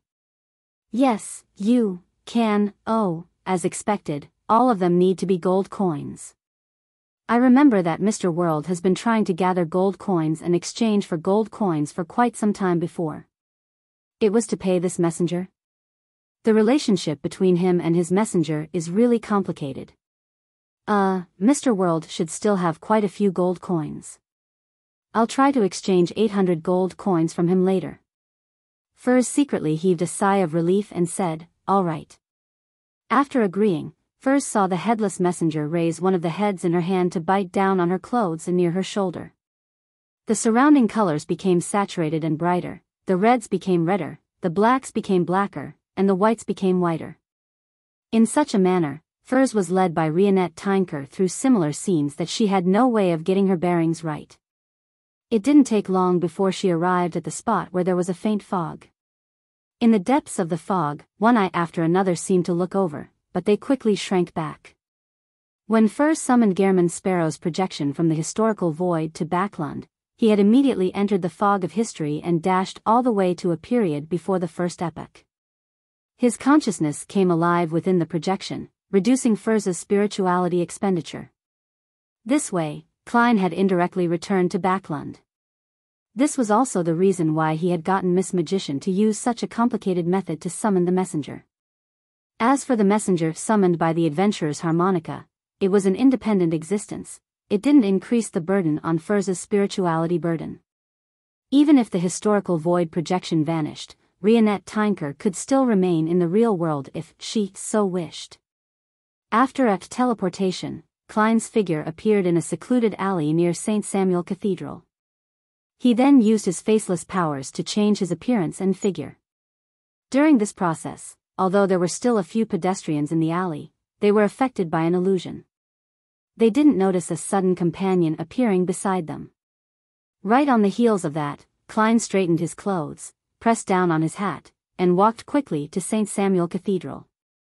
He found a seat to the side of the main prayer hall and sat down. After taking off his hat and chanting an honorific name, he sincerely drew a crimson moon on his chest. Then, he clasped his hands together, closed his eyes, and prayed softly to the Evernight goddess. I'm currently searching for traces of the dark demonic wolf's past to grasp his exact condition. At this point, he recalled that the dark demonic wolf might have been a former colleague of the Evernight goddess. They likely knew plenty about each other, as he quickly added, I wonder if you can give me some hints. He didn't wait for a response. Instead, he maintained a calm attitude and continued, after this matter is completed, I plan on heading all the way east to see if I can reach the western continent and see what state that place is in. I'll take this opportunity to escape Amon's pursuit and find other possibilities. After praying, he tapped his chest 4 times in a clockwise fashion and whispered, Praise the Lady. Just as he finished speaking, a dark night sky with countless stars suddenly appeared in front of him. A message unknowingly appeared in his mind. It was information regarding Black Demonic Wolf, Kotar. Klein was stunned for a moment. Only when the starry sky before him completely disappeared did he return to his senses. He sincerely praised the goddess once again. After leaving St. Samuel Cathedral, he used Creeping Hunger and another, teleportation, to arrive near the Holy Wind Cathedral located in Sherwood Borough. He wanted to pray to the Lord of Storms. He looked up at the towering steeple and felt some momentary hesitation. He really wasn't sure if he should enter the headquarters of the Church of the Lord of Storms in Backland. I'm just a historical void projection. There's nothing to be afraid about. I won't suffer any losses from praying, but what if the Lord of Storms hears about the Amon situation and decides to bestow 0 to 32 to me? That way, I won't have to risk hunting the dark demonic wolf. A person should always be hopeful. After some thought, he finally made up his mind. He carefully raised his hand and summoned Anuni, the one who had yet to be parasitized by Amon, from the historical void to walk into the Holy Wind Cathedral in his own form. A minute or two later, a dark cloud suddenly appeared above Backland. There seemed to be a flash of silver lightning in the Holy Wind Cathedral, but no one noticed it. Chapter 1189 Winter Gifts Day. As soon as the dark clouds in the sky dispersed, everything in the Holy Wind Cathedral returned to normal. In a nearby corner, Klein raised his hand to rub his forehead. The corners of his mouth twitched as he mumbled, If you don't want to give it to me, so be it. But why did you kill my marionette? He then took a deep breath before his figure rapidly faded away and disappeared. The time limit for maintaining the historical void projection was almost over. After all, a scribe's imitation of a high-level power had significant differences from the original version. The burden of a Sequence 6 summoning a Sequence 3 was rather heavy. Even if a scholar of York could transfer his consciousness over and reduce the spirituality expenditure, it was impossible for Furs to keep it up for too long. In the outskirts of Backland, downstream of the Tussock River, Leonard hid his red gloves and slowly walked towards a certain spot. Suddenly, the slightly aged voice of Palaz Zoroast rang out in his mind. How's your former colleague been doing recently? Thinking back to the conversation at the Tarot Club, Leonard suppressed his voice and said, He just avoided a trap set up by Amon's avatar. He's searching for the truth in the forsaken land of the gods. After listening to what he had to say, Palaz Zoroast didn't say another word and allowed Leonard to proceed forward. After setting up the special coordinates, Furs was thrown back into the real world by Gehrman Sparrow's messenger. I feel exhausted, but I just woke up not too long ago. It must be that high sequence beyonder powers are too draining on my spirituality. Furs covered her mouth and yawned. She looked at Zio with a haggard expression. That's possible. Zio agreed with her friend's judgment. Her intuition told her that the Gehrman Sparrow projection that had been summoned definitely wasn't simple. It could even be equivalent to a saint. After some hesitation, Zio said, Sleep a little longer. Don't attempt to advance in such a state. In one of my previous trials, the murderer was mentally psychotic. He would deliberately make his friends, his students, and the tramps he took in, consume potions in all sorts of negative states, watch them lose control, and mutate into all kinds of monsters, disgusting and terrifying ones. What was this fellow's goal? Furs was stunned for a second. 2 goals. One was to observe whether the same potion caused the same loss of control on different people. The other was to use oil paintings to record the corresponding scenes. He believed that the madness, the pain, and the distortion had an unparalleled beauty, one that can stimulate his greatest creative passion. Xiao recalled the trial from back then. She felt a sense of hatred and lingering fear. He was a complete lunatic. That fellow should be executed. Furs couldn't help but shudder when she imagined it. She bared her teeth and said, "Was he a cultist?" Perhaps, but there were no clues. On the surface, he appeared to be an outstanding artist, and he is very famous internationally. If it wasn't for more than 5 of his students and friends who had disappeared over the past few years, attracting our attention, then he might have had to wait until he completely went mad and lost control, becoming a monster, before this matter would be discovered. Xiao suddenly paused for a moment before saying, "Back then, everyone in the law enforcement team that opened his hidden basement vomited. There were all kinds of mutated and terrifying corpses, and hanging overhead were all kinds of harrowing yet charming oil paintings. A hateful fellow, but it's also a very attractive story." Furs thought for a moment and pressed, "Was he a devil?" "No, he's a psychiatrist." Xiao rejected her friend's guess. "You sentenced him to death?" Furs asked in anticipation. Xiao shook her head. "His defense lawyer convinced me that he's more suited to be a sealed artifact researcher." "There's a lawyer?" "You have lawyers at the paranormal court? Isn't it all a direct trial?" Furs asked in surprise. Xiao straightened her blonde hair and said, "There are some beyonders from the lawyer pathway among us who also need to act. Of course, they don't know that they're acting." "All right." Furs yawned again and pointed to the reclining chair beside the fireplace. "I'll sleep for a while." Don't you have work?" "We can take days off," Xiao replied succinctly. Furs didn't ask further as she walked to the fireplace and collapsed into it. About 2 to 3 hours later, she woke up and cogitated for 15 minutes. Following that, she found the Traveler Beyonder characteristic and the supplementary ingredients given to her by her teacher, Dorian Gray Abraham, and concocted a potion bottle. The potion's color was white but transparent. It was like half-melted snow water, occasionally producing light green bubbles.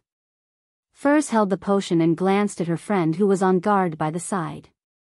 She smiled and said, "If I lose control, don't hesitate. Just chop off my head." "No, pray first. There might still be a chance to save me." Xiao slowly nodded. "Maintain this state." Furs silently exhaled. Without any hesitation, she raised the bottle and gulped it down. In the blink of an eye, she felt her body and her eyes light up one after another.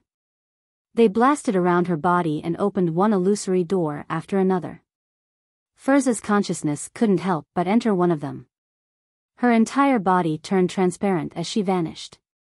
In such a chaotic state of mind, Furs nearly couldn't regain her sense of self-awareness. Thankfully, she had her fair share of being tormented recently and had a strong will. Furthermore, from time to time, she could feel the 4 special coordinates in the spirit world. Finally, she slowly came to her senses. After an unknown period of time, she realized that she had already entered the depths of the spirit world. It was difficult to tell her exact location, and she couldn't find her way back. With the help of the 4 special coordinates, Furs slowly traversed back to a familiar spot, leaving the saturated, stacked colors and the thin fog before walking out of the spirit world. The 4 special coordinates weren't only used to help me find a way back, they can also effectively maintain my self-awareness. Teacher is only a sequence 7, so without any actual experience, it's inevitable for him to miss out on such knowledge. As Furs thought, she cast her gaze towards Xiao and smiled slightly. "I'm a traveler." Xiao heaved a sigh of relief and asked curiously, "What new Beyonder powers did you get?" "The main one is teleportation. Also, invisible hand. In addition, the number of demigod-level Beyonder powers I can record has increased to 4. The actual effects should be close to that of a sequence 4, Furs examined herself. She then raised her hand and pulled out a tarot card from across the room, one used for divination. It was a person with a scepter in his right hand that pointed towards the sky. His left hand pointed to the earth. In front of him were people like the Holy Grail, a scepter, a sword, star coins, the magician card. Every year's longest night was the birthday of the Evernight goddess, commonly known as the Winter Gifts Day. On this day, all Evernight believers would head to a nearby cathedral to witness the sunset of the sun. When night fell, they would participate in Mass, enjoy a holy meal, listen to the hymns, and do all sorts of activities. The year 1350 for Lone's Evernight believers was a very heavy year. The intensity of the war and the cost of items had made them lose the good mood they had. However, on Winter Gifts Day, they still came out of their houses. This was because the Church of Evernight was going to hold a massive Mass in the various large public squares to placate the souls that had passed away. At the same time, many foundations would distribute food vouchers at the Massachusetts. People who received them could be able to obtain the corresponding items in any of the relief points or cathedrals. This led to Storm and Steam believers who didn't celebrate Winter Gifts Day to head for the nearest square. Westboro, Memorial Square, where George III was blasted to death. Dressed in a black cloak while walking her golden retriever, Susie, with a leather bag on her back, Audrey walked among the nobles looking refined. Her expression didn't seem abnormal, but she hid some pain and guilt. She had obtained the blood of an elderly mine dragon. After concocting the manipulator potion, she placed it in the small bag Susie was carrying. Susie was already a Sequence 6 hypnotist. She believed that not many people present would notice her abnormality and snatch things from her. The blood of the elderly mine dragon came from the hermit Catlia. Apparently, she had obtained it from Queen Mystic, and she had paid £3,000 for it. This was in line with her expectations, as she didn't really want to obtain the ingredients from the psychology alchemists. After all, her direct superior, Vin Rambus, had only died a few months ago. To collect the items needed for an advancement, it made it inevitable for people to suspect her. As for the other members of the psychology alchemists, they had the ability and intelligence to notice this point. Besides, after becoming a demigod, one has to come into contact with the psychology alchemists' counselors. According to Mr. World, there might be an angel from the mind domain hidden amongst them. I'll continue making preparations. With a suitable opportunity and excuse, I'll consider raising my position in the organization. I'll hide my strength for now. The blonde Audrey lifted the ends of her skirt slightly and slowly walked towards her predetermined spot. Along the way, many nobles extended their hands to her in a friendly manner, hoping to help this beautiful, noble, and weak young lady through the crowd. However, these were all blocked by Earl Hall. He got his eldest son, Hibbert, to be in charge of his youngest daughter while he held his wife's arm and walked ahead. From time to time, he would turn back to look at the most dazzling jewel of Backlund. Not long after their family arrived at their destination, the Church of Evernight's Bishop of the Backlund Diocese, St. Anthony Stevens, walked up to the high platform in his black robe with red patterns. He looked around, raised his right hand, and tapped his chest 4 times in a clockwise fashion. Praise the Lady. When the believers below responded, this saint's deep voice could be heard by everyone. Today is the celebration of the night, but the goddess's response is pity. Sheik takes pity on every mother who has lost her child. Sheik takes pity on every lonely child. And Sheik takes pity on everyone who has suffered immense pain. Sheik said that all of this will end. All the suffering will return to silence and repose. Chapter 1190 Resonance. As Anthony Stephen Vincent's words echoed in Memorial Square, it spread to other areas. The Loanese citizens who participated in the Mass were both moved and sad, feeling warmth in the midst of their depression. In a different square, different choirs began to chant the hymns. The ethereal and holy voice seemed to echo deep in everyone's heart. Full-faced above the land stood the crimson moon, and sweet it was to dream of themselves, of child, and wife, and parents, but evermore, unknowingly, everyone felt their spirits being cleansed and their spirituality naturally released. They seemed to have entered a dream and were strolling in a quiet darkness. Their children were sleeping here. Their parents, their wives, their husbands, their friends, and the deceased were no longer suffering. They no longer had any pain, their expressions were peaceful and gentle. We look upward into the night sky, we tenderly say her name, ever-night goddess. If she heard us, she would surely agree, smiling with purity at the dead, come, rest and sleep well, my children, too. The people who were strolling in the dream felt awash with intense sorrow once again, as though they realized that they were really going to bid each other farewell. They recalled all the beautiful memories from the past. They recalled the scene of their family enjoying delicacies and having fun at the dining table. They recalled the people who looked at them warmly, and the pain of seeing them get hurt. When they learned of their passing, it was as if they could tear their souls apart.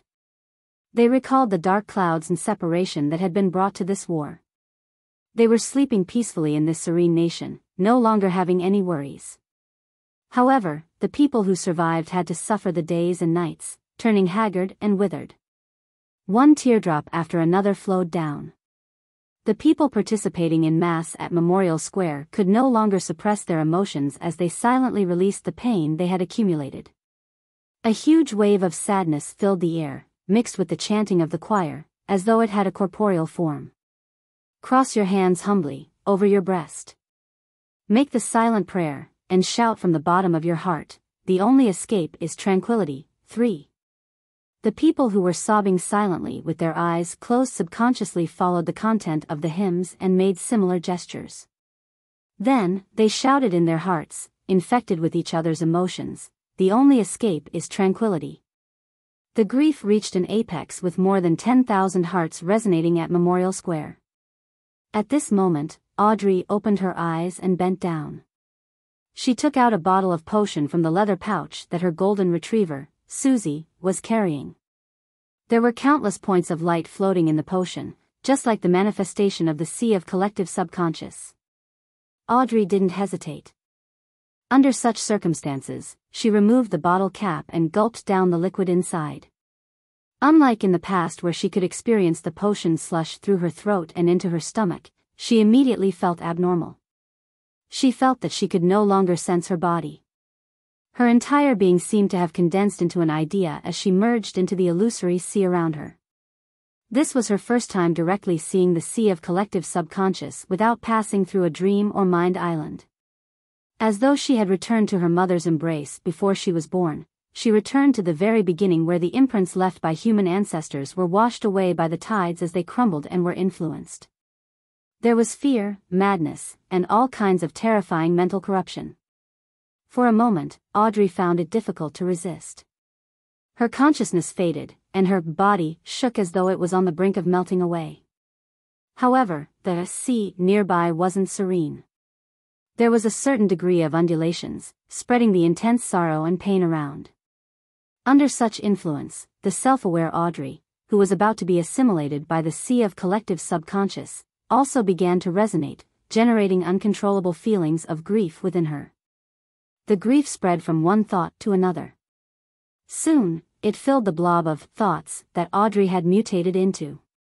It pierced through her soul body and pierced her soul. Audrey finally regained a little of her senses. She skillfully placated herself, constantly giving cues to remove the corruption until she regained her senses.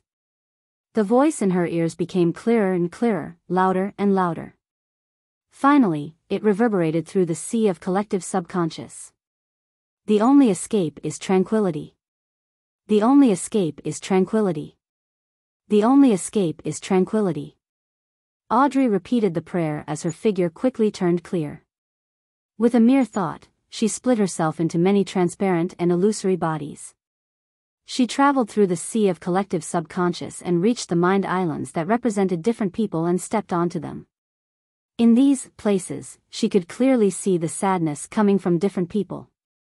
The bombshells that came from the sky, the airship that made up a fleet, the letters spelling bad news sent from the front lines, blood and flesh splattering in front of them, and the person who they loved suddenly collapsing in front of them, the pile of toys that no longer had an owner, the fit of coughs that came from the great smog. The only escape is tranquility.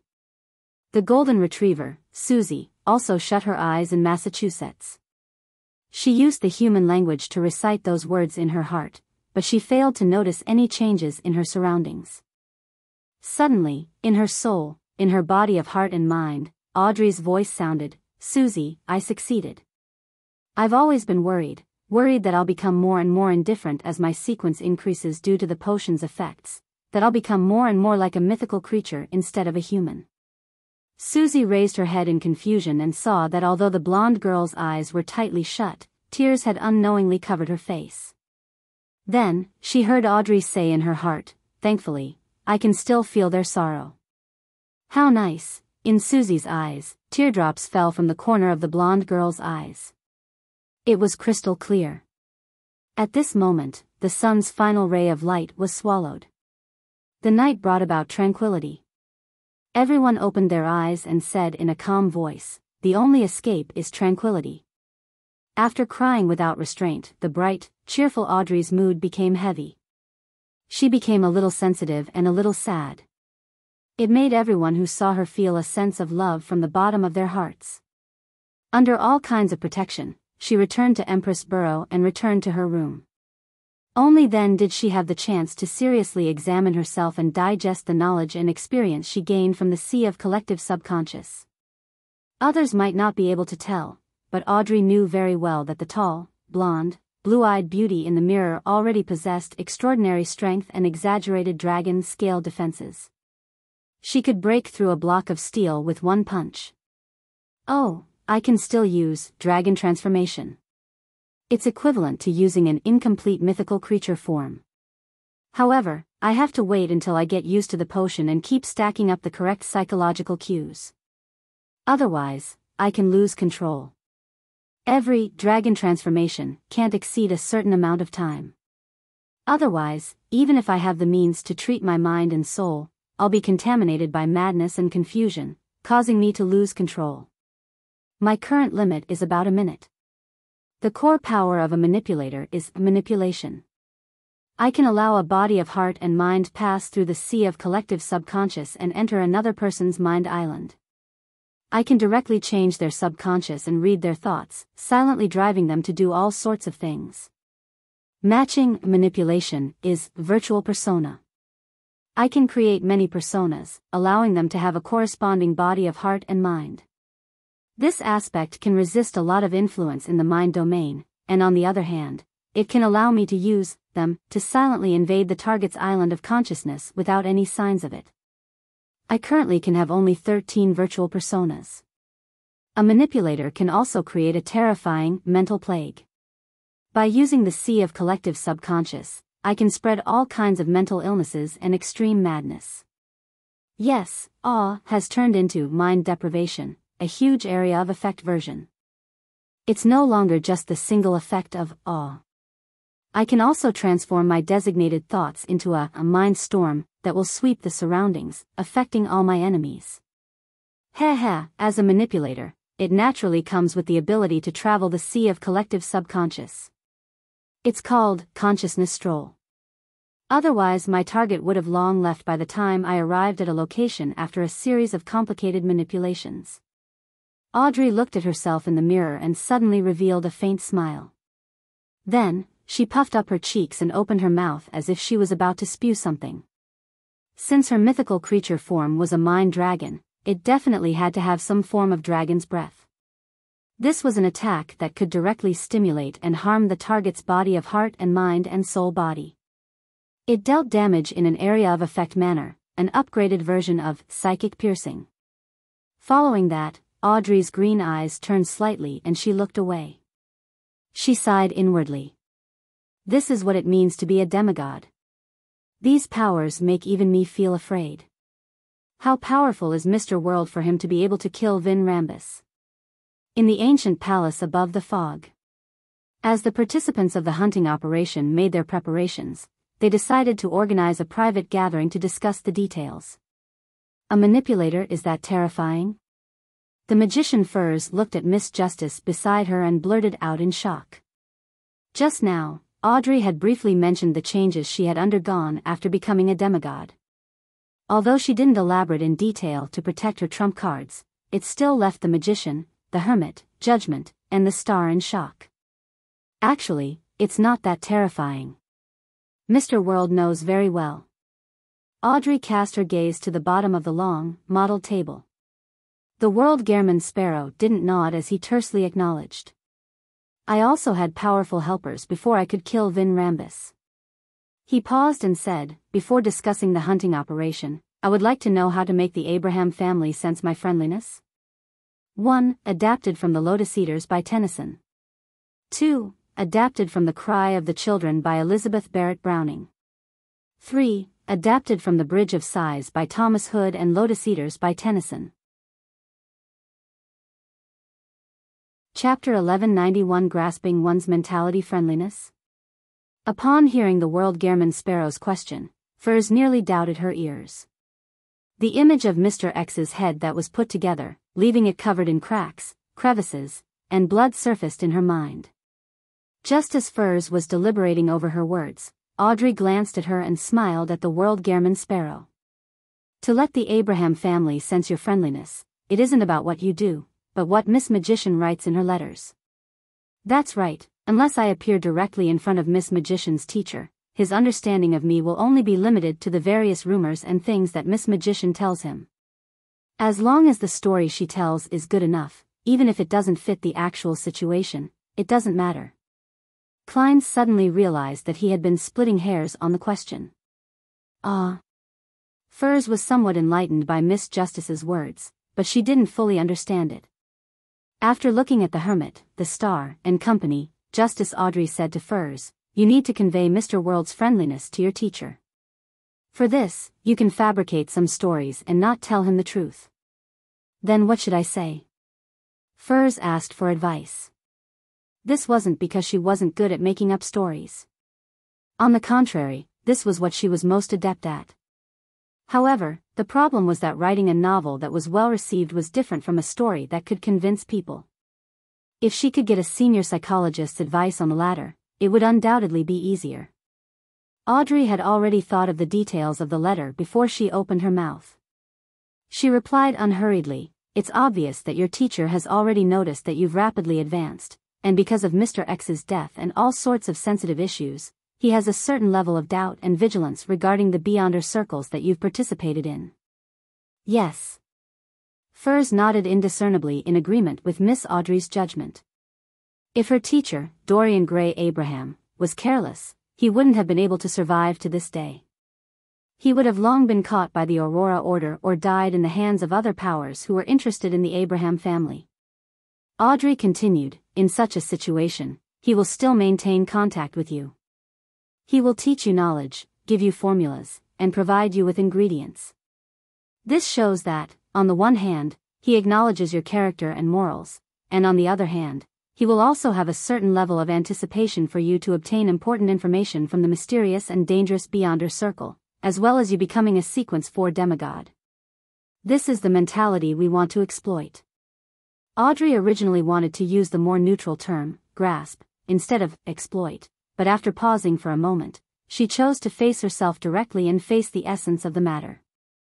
With Furs listening attentively and judgment, the star, and the hermit looking forward to what she had left to say, Audrey pursed her lips and said, when you return, you can write to him and tell him that you have already become a traveler.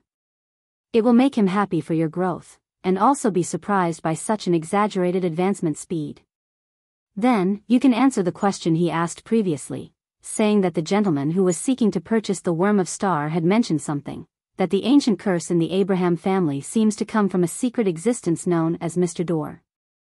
This is a question that your teacher has never told you about but is definitely concerned about.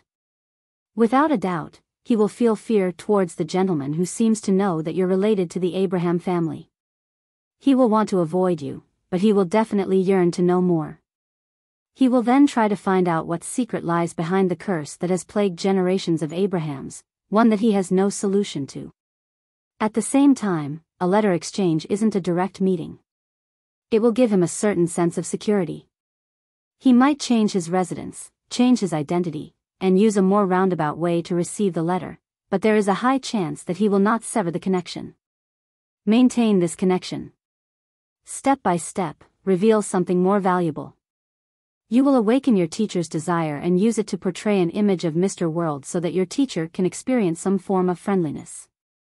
At this point, Audrey stopped and looked at the World Gehrman Sparrow once again. She could roughly tell that Mr. World's goodwill towards the Abraham family was because he had a request, but as for the specific request, she wasn't a clairvoyant, nor had she read Gehrman Sparrow's mind. Naturally, she couldn't guess it, nor could she continue explaining. Klein nodded and said with a hoarse smile, "After we establish this kind of indirect connection, I might ask your teacher for a transaction and use the promise of breaking the curse to exchange for certain items of value." Through demonostricy, he had already grasped the solution to the Abraham family's curse. However, he didn't plan on exchanging it for the Planeswalker potion formula or a Grade 0 sealed artifact. On the one hand, the difference in value was too great, making him feel guilty. On the other hand, he didn't want to bring a dangerous existence like Mr. Dorr back into the real world. It was being irresponsible to himself and the innocent. He was thinking of another way to make the curse of the Abraham family disappear to a certain extent. In other words, it might still exist, but it wouldn't affect the normal lives of the Abraham family and provide a certain range of improvements. Is that so? Mid to high sequence Beyonders in the mind domain are really impressive. She can make people follow her arrangements without realizing it. Compared to when we first met, Miss Justice has seemed to undergo a complete metamorphosis. It makes people fear and respect her. Furs glanced at Zio and seemed to read the same poignant thoughts from her eyes. After some thought, she mustered her courage and said to the World Gehrman Sparrow, "What if my teacher rejects your request? Did you think I would murder for property?" Klein lampooned in Chinese. He scoffed and said, "Don't worry, I won't harm him. I won't use any methods that will force him." Phew. Although Mr. World is a little scary, he's still a man of his word. Furs slowly nodded and said, "I'll write a letter to my teacher according to Miss Justice's suggestion." Klein nodded slightly and surveyed the area. "You can begin discussing the hunt." Katlia took control and said, "The biggest problem with this operation is finding the Saint of Secrets Bodhi's." Furs immediately recalled how she had encountered him and raised her hand. "If I can borrow that powerful sealed artifact from my teacher, then I can bring it with me. I can often wander around Backland and use the convergence of Beyonder characteristics to attract Bodhis to a nearby location. This might attract other demigods of the apprentice pathway, or the leader of the secret order, Zeradal, or blasphemer Amon." The more Furs spoke, the lower her voice became. She felt that this method was too dangerous. She didn't know what would happen to the other members who participated in the operation if Zeradal and Amon really appeared, but as bait, it was without a doubt that she would fail to escape. Katlia nodded and said thoughtfully, "If it's only a Grade 1 sealed artifact of the apprentice pathway, the law of convergence of Beyonder characteristics shouldn't be that attractive to neighboring pathways. The range will be limited to the demigods of the apprentice pathway. And from what I know, there aren't many of them. In fact, it can be said that there are very few of them. Most of them exist in the form of a characteristic or sealed artifact. I suddenly do not wish to become a sequence 4. Furs's eyelids twitched when she heard that. Katlia cast her gaze at the World Gehrman Sparrow. "Let's not discuss the problem of whether there are any Grade 1 sealed artifacts of the apprentice pathway. If we want to let the Saint of Secrets and Miss Magician bump into each other, the prerequisite is that he is also in Backland. He mustn't be that cautious and often goes out." Upon hearing this, Leonard said from the angle of a professional official Beyonder, "It's actually not difficult. As a demigod of the apprentice pathway, Bodhi's is definitely in charge of dealing with accidents among the upper echelons of the Aurora Order. He has sufficient mobility to aid the other members in different places." This is a term that appeared after the steam engine and the airship were invented. As long as you can create some matters against the Aurora Order in Backland, he has a high chance of showing up. As he spoke, Leonard glanced at Klein. Based on what he knew, in the chaotic battle outside Biyao City caused by Gehrman Sparrow, the Saint of Secrets had appeared and picked up a glove. "This is a solution," Audrey and company nodded. At this moment, the world suddenly said, "Let me remind you that the Aurora Order is an organization that worships a true God. Once you take action against them and secretly target their upper echelons, the true creator might be able to foresee this and give them a warning." That can happen? Audrey's eyes widened slightly as she observed Katlia, Leonard, and company. She realized that they were equally astonished. This was something that they had never considered before. It wasn't that they weren't smart enough, but that they had never participated in such matters that involved high-level existences before. Or rather, even if they were involved, they weren't aware of it. Then what should we do? Furs couldn't help but ask. Klein replied in a suggestive tone, "By not targeting the Aurora Order directly, we can use a milder approach to fish out the Saint of Secrets bodies." Chapter 1192 Each serving their duty. A milder approach. The hermit Katlia, who lacked experience only on high-level matters, instantly had a new idea and probed, "Let Miss Magician participate in the various Beyonder gatherings in Backlund. Accidentally revealing that she's related to the Abraham family, attracting the attention of the Aurora Order?" Seeing no objection from the World Gehrman Sparrow, Katlia thought as she looked to the other side. How we can make this matter appear reasonable without arousing suspicion, how to design the steps and procedures needed to expose herself, and how to lay the foundations at each one of the gatherings, these might require your help, Miss Justice. From her point of view, only a manipulator who could accurately grasp the various mentalities of the different people at the gathering could allow the scheme to appear natural and reasonable, without leaving a trace. All right. Audrey nodded solemnly, feeling somewhat excited. She then added, "Although I've never done anything similar before, I will try my best to make everything seem reasonable. Why do I suddenly feel a little afraid? Why do I feel like we are all inexperienced people? Apart from Mr. World, who can't directly participate, Ma'am Hermit might be very experienced in other aspects, but she shouldn't have been involved in such hunting before. This isn't a game, it's a cruel act that can kill someone if we aren't careful." Furs trembled when she heard this. She had a deep suspicion of the experience of most of the members. This included herself. However, when she thought of how Miss Justice and Ma'am Hermit were already sequence 4 demigods, and that she and the star were at sequence 5, she felt that this wasn't too serious of a problem. After all, every powerhouse had accumulated their experiences over time from nothing. Furthermore, they still had the World Gehrman Sparrow, the strongest hunter over the 5 seas. Reasonable.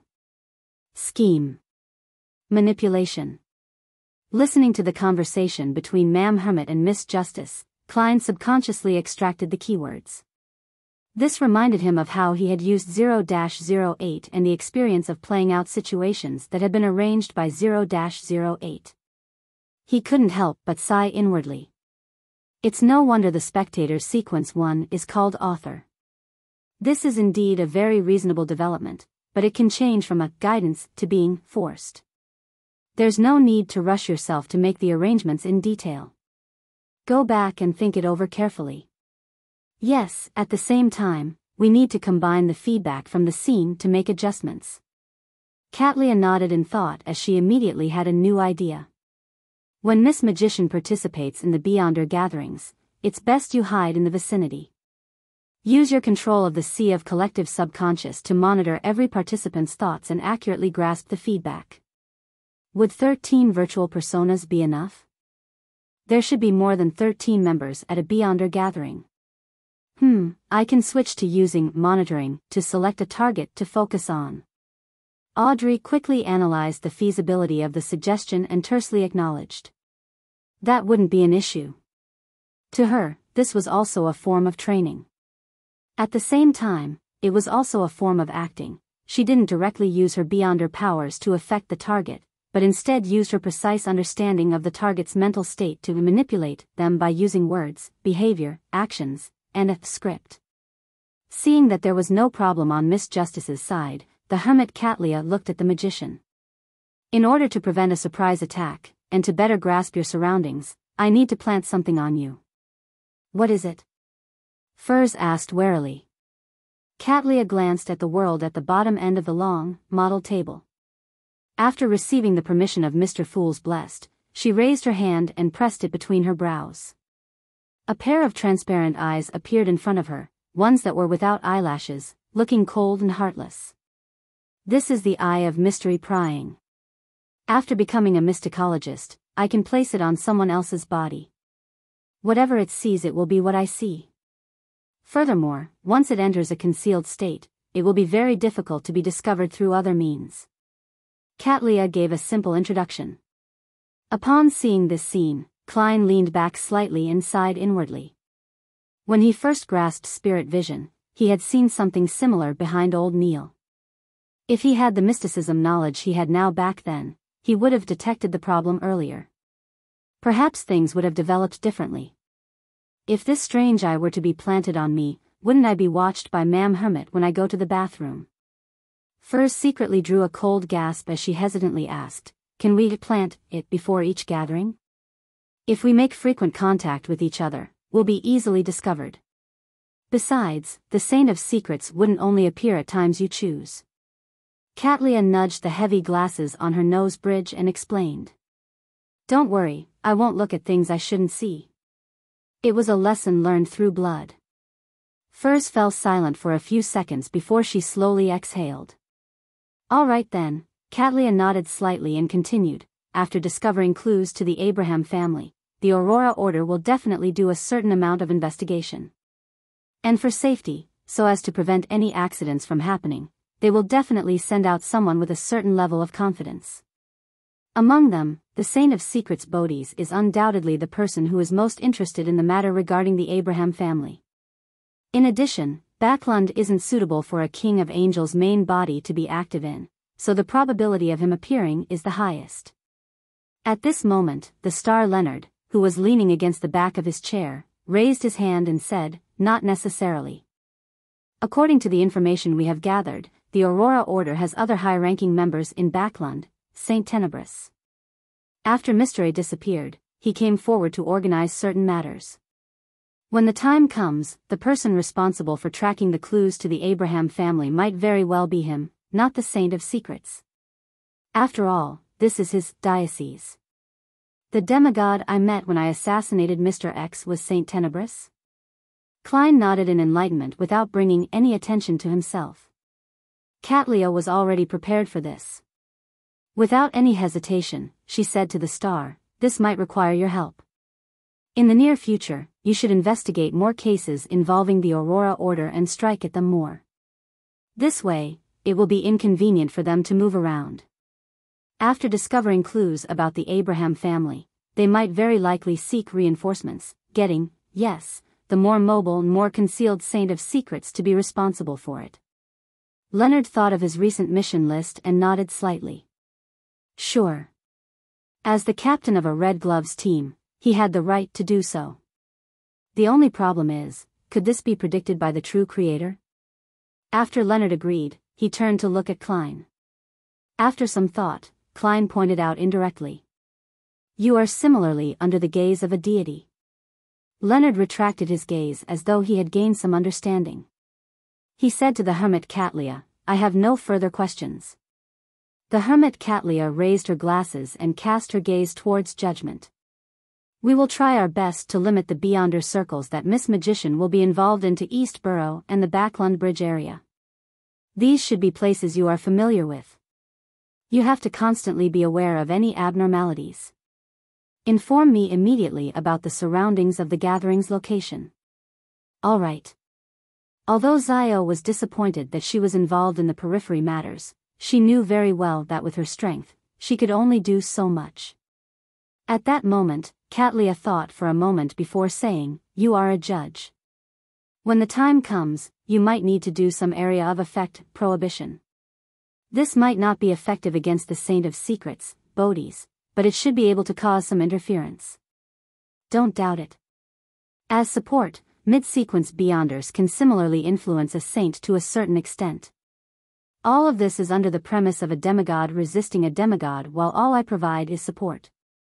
The education Zio had received since she was young, and the addition of the knowledge she learned from MI9 now put an emphasis on cooperation. It was very easy to understand what Ma'am Hermit was saying. At this point, the plan had just started taking form. The next step was to adjust it bit by bit through on-the-ground feedback. Furs heaved a sigh of relief when she suddenly thought of something. She hurriedly said, "Previously, Mr. World mentioned that Bodhis might have a grade 0 sealed artifact. How should we deal with it?" Frankly speaking, she didn't have a direct impression of how terrifying a grade 0 sealed artifact was.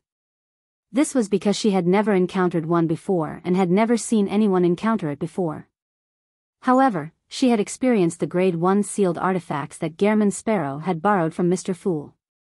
She knew how terrifying it was, and with a grade 0 sealed artifact being one grade higher than a grade 1 sealed artifact, it was obvious how potent one was.